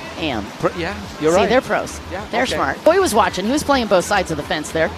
All right, your race leader, Corbin Farnley, followed by Maddox Haynes in second, and Andrew Hubert Lori in third, and Coy Curtis in fourth. And the last I checked, Devin Farthing was in sixth. And Devin, that's important because Devin comes into this in the third place in the points. And I'm showing Farthing still in sixth. And boat number 23. Yeah, no problem. Yeah, we get... Yeah, I think Farthing is still in the sixth place spot. Hendrick Smith in seventh. And there's the nip goal. And he went to the inside this time, Nick. To play safe. Getting away from all the traffic, right? He was trying to get away from the traffic, but I think he was predicting that this might be a little bit quicker. And he's getting some smooth water. And Coy Curtis did it yesterday. He used that inside split to advantage. Oh, and that's going to take it. Your top two. It's going to be Maddox Haynes. You're watching it second. Corbin Farnley taking the win. Maddox Haynes in second. And I just saw at the bottom of the screen there, it looks like Andrew Hubert Lori third and Coy Curtis fourth.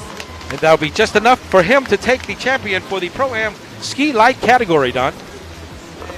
I appreciate you doing the math on that. So let's take a look. What's going to happen here?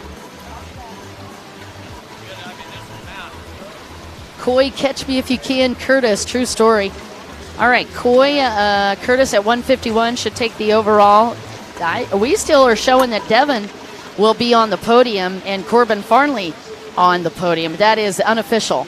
So Coy Curtis, your new world champion in Pro-Am Ski Lights. And then we're thinking Devin Farthing will be second and Corbin Farnley third. So Coy Curtis, US, and New Zealand. All righty. Once again, that is the last category of the day, the Pro-Am Ski Lights, Don. Alrighty, you guys, thank you so much for joining us on the live stream. We had 23 races today. What an incredible packed schedule. And of course, the other first that we got the opportunity to watch was Demi Morgan taking the win in amateur freestyle. And don't forget, Don, tomorrow, more action right here on the competition on this water, Lake Havasu in Arizona. Yeah, here's some advice, Nick. Yeah. Get some snacks and get yourself parked in front of the TV for tomorrow and for Sunday. Get snacks, refreshments, because I don't want you to move very far. But because all the pros are going at it. All the pros are going at it. That's right. You have something you want to share with me? Of course, and don't forget, if you're tomorrow, Uh-huh. if you're not in the area, all right, if you're not in the country, in the United States, you can follow us where, Don? Oh, well, here's where you should follow us. First off, Facebook, Jet Ski World Series. Second, YouTube. Jet Ski World Series. Third, Instagram at Jet Ski World Series. fourth, Is TikTok at? Jet Ski World Series. That's right, Don. Okay, now listen, you got to do it. And don't forget the website, too. Oh, don't forget. WGP1.com. .com. WGP1. And by the way, they are also posting results for you. They're giving you updates. They're also giving you links to the live feed. They're giving you links to the live timing. In fact, WGP1 is where it's at. So just stay there. Follow all your favorite racers. And don't forget to follow us because we'll be back with even more action tomorrow. Exactly. Tomorrow we'll see you right here. Same time, same area, same country for the next 2 days, Don. Nick, it's been an absolute joy hanging out with you. I love you, Don. We'll see you tomorrow. Alrighty. Goodbye. Goodbye.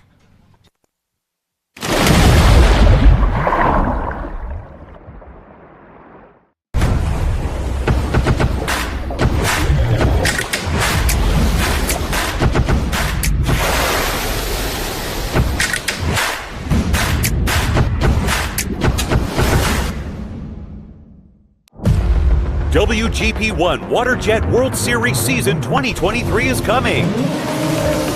Round 1, May at Mekalinki, Poland. Round 2, July at Vichy, France. Round 3, October at Lake Havasu City, USA. And final round, December at Pattaya City, Thailand.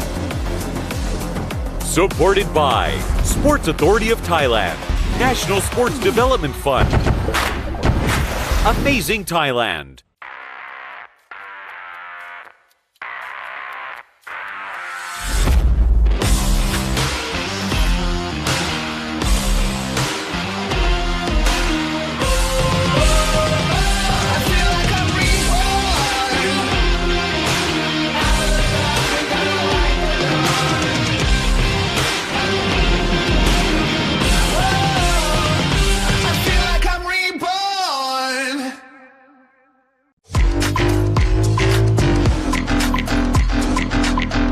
Powered by Jet Tribe. SBT is really your one-stop shop for all things personal watercraft. As someone with a small fleet of stand-up jet skis, I love that SBT has all the parts that I could possibly need to keep them running so that I can keep doing what I love.